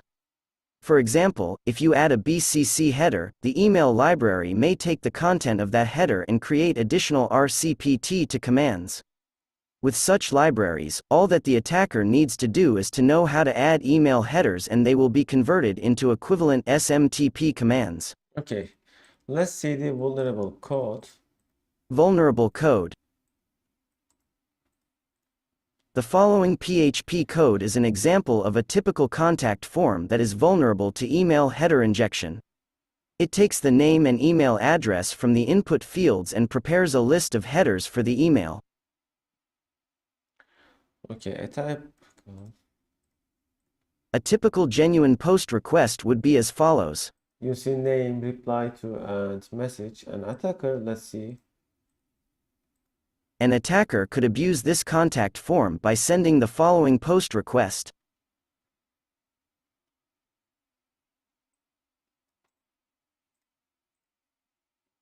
The attacker inserts a newline, align feed n on most Unix and Linux systems, and a carriage return and align feed r n on Windows systems, and appends a BCC header that containing additional email addresses. The email library converts these addresses into RCPT to commands and delivers the email to them in addition to the intended recipient. The attacker could use such tactics to send large numbers of messages anonymously. They may also send phishing emails where the recipient believes that these messages are originating from a trusted source. You see, they could abuse your system to send their spam email to unrelated people if you don't take the necessary precautions, and therefore the reliability and credibility of your email server would get a lot of harm and damage from sending spam emails without even you are being aware of it.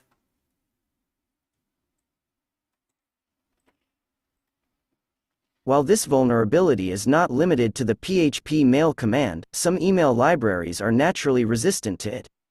For example, the SMTP-lib in Python is resistant because SMTP, sendmail, needs you to specify an explicit list of recipients.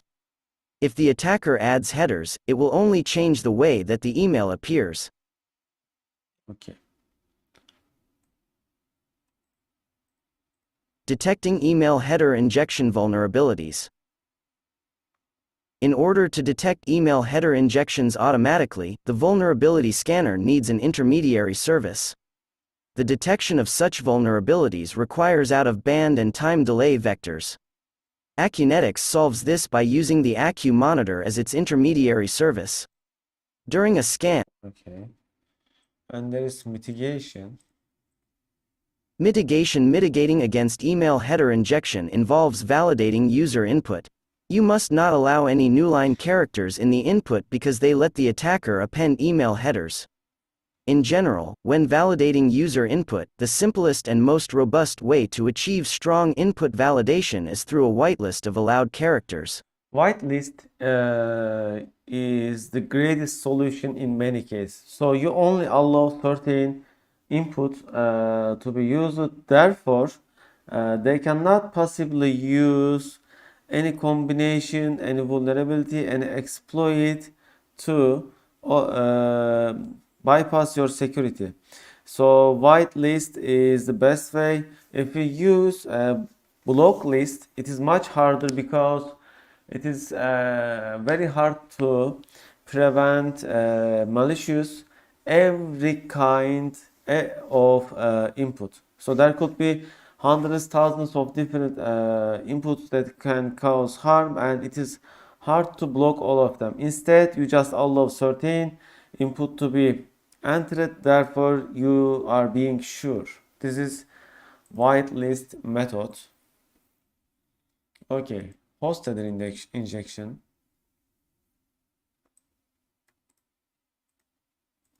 What is a host header attack?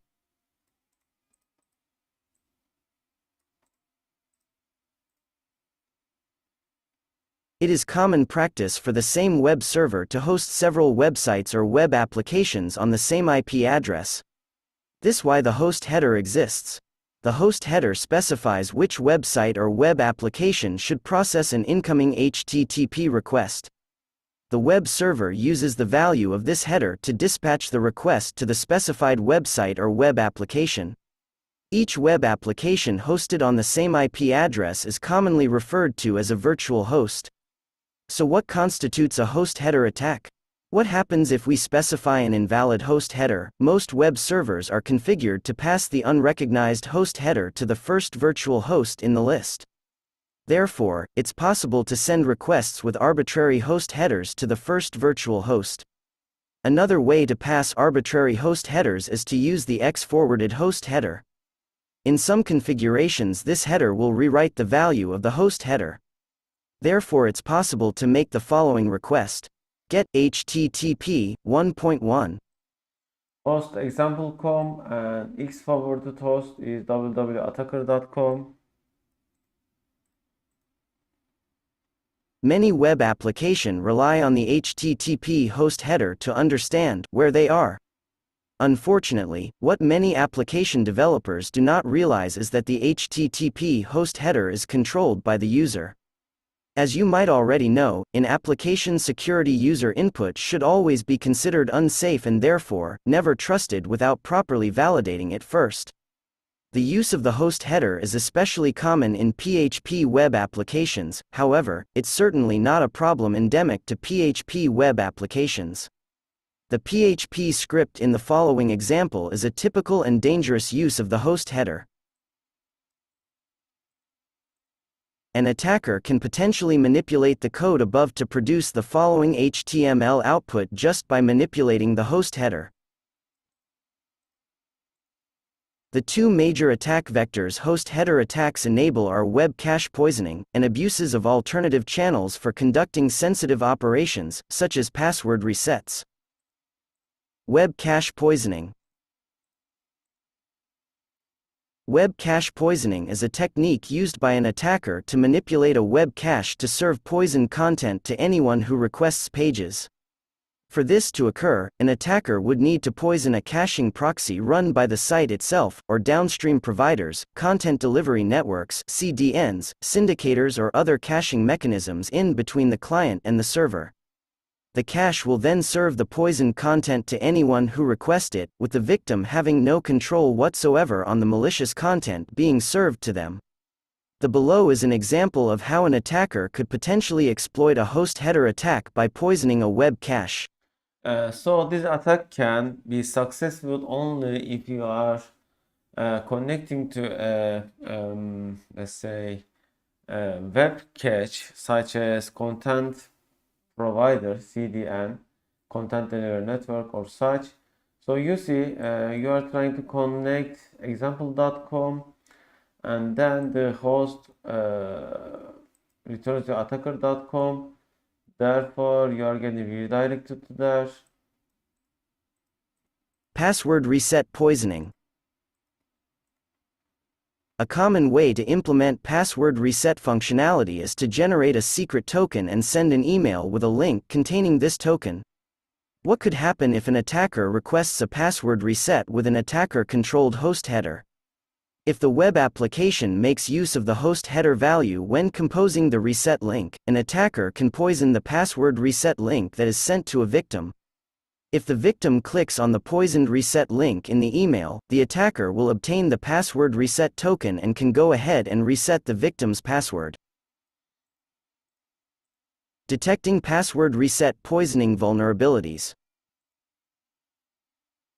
We'll use an old version of Piwik, an open-source web analytics platform, which was vulnerable to password reset poisoning via a host header attack for demonstration of this vulnerability. In order to detect password reset poisoning automatically, we'll need to rely on an intermediary service since the detection of password reset poisoning via a host header attack requires an out-of-band and time delay vector. Acunetics solves this by making use of AcuMonitor as Okay. I would say that this is extremely rare case to be happen. Okay, we get the idea. So let's see LDAP injection. LDAP injection.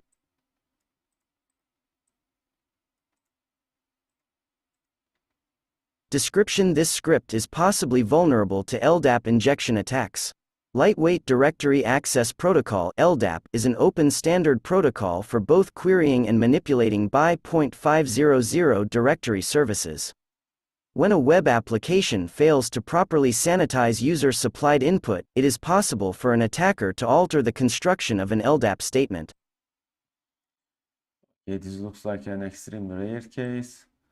And OS command injection. What is OS command injection?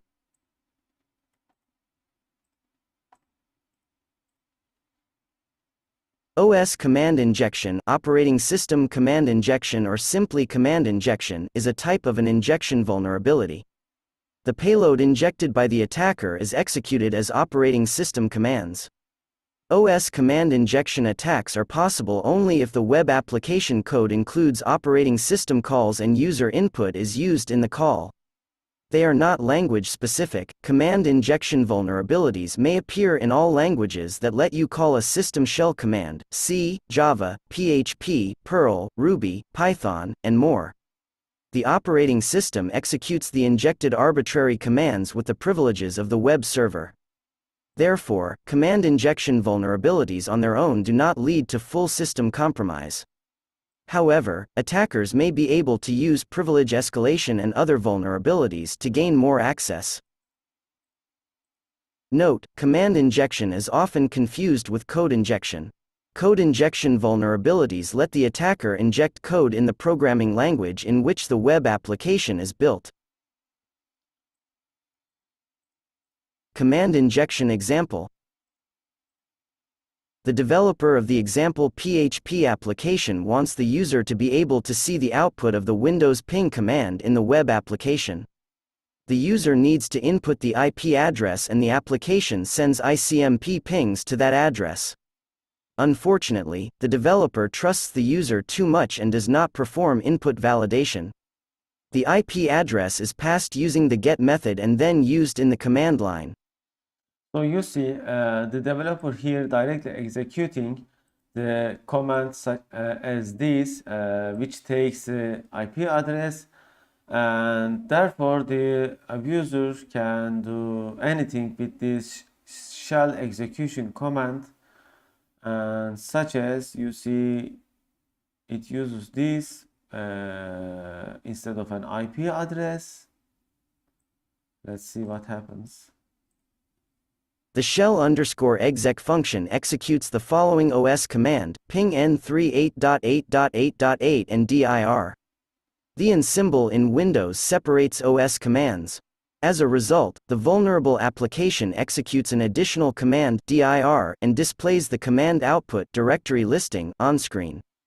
So they can get the directory listing on screen with this. So this ends the shell command, and the other part of the entire command is being executed as another standalone command. You understand the attack style? Command injection special characters. You can use different special characters to inject an arbitrary command. The simplest and most common one for Linux is the semicolon, winking face, and for Windows, the ampersand, and. However, the following payloads for the ping.php script will also work. So you see there are some special commands. To prevent this, you need to validate the input or sanitize it by removing the non-unload characters from the input, and it is up to you how you solve the problem. It is so easy. Just sanitize or verify the input. Okay, and then SQL injection, we have already seen it. And then XPath injection. XPath injection vulnerability. Description: this script is possibly vulnerable to XPath injection attacks. XPath injection is an attack technique used to exploit web sites that construct XPath queries from user-supplied input. Okay, one moment.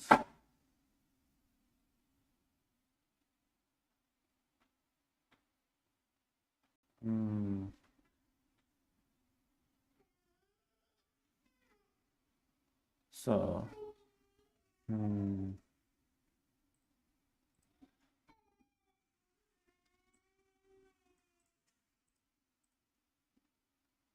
Applications that use XML databases are vulnerable to injection attacks.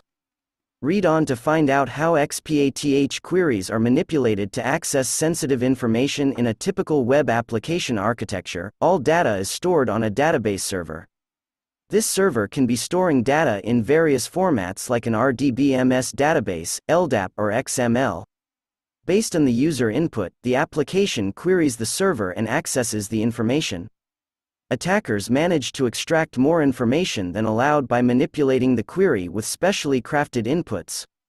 Here, we'll be discussing XPath injection techniques to extract data from XML databases. Before we go deeper into understanding XPath injection, let's take a brief look at what XML is and how an XPath query is formed. Okay, let's see. So you execute XPath to get some data, like here, and if you don't validate the input, there will be XPath vulnerability. Okay, this is a very rare case. If you are using such thing, be aware of it. Okay, this is all, and this was our latest lecture of this course. Hopefully see you later in the future courses. End of lecture 14. Do not take the semester project lightly. Please work on it and give it your best. Try to make your best report. End of lecture.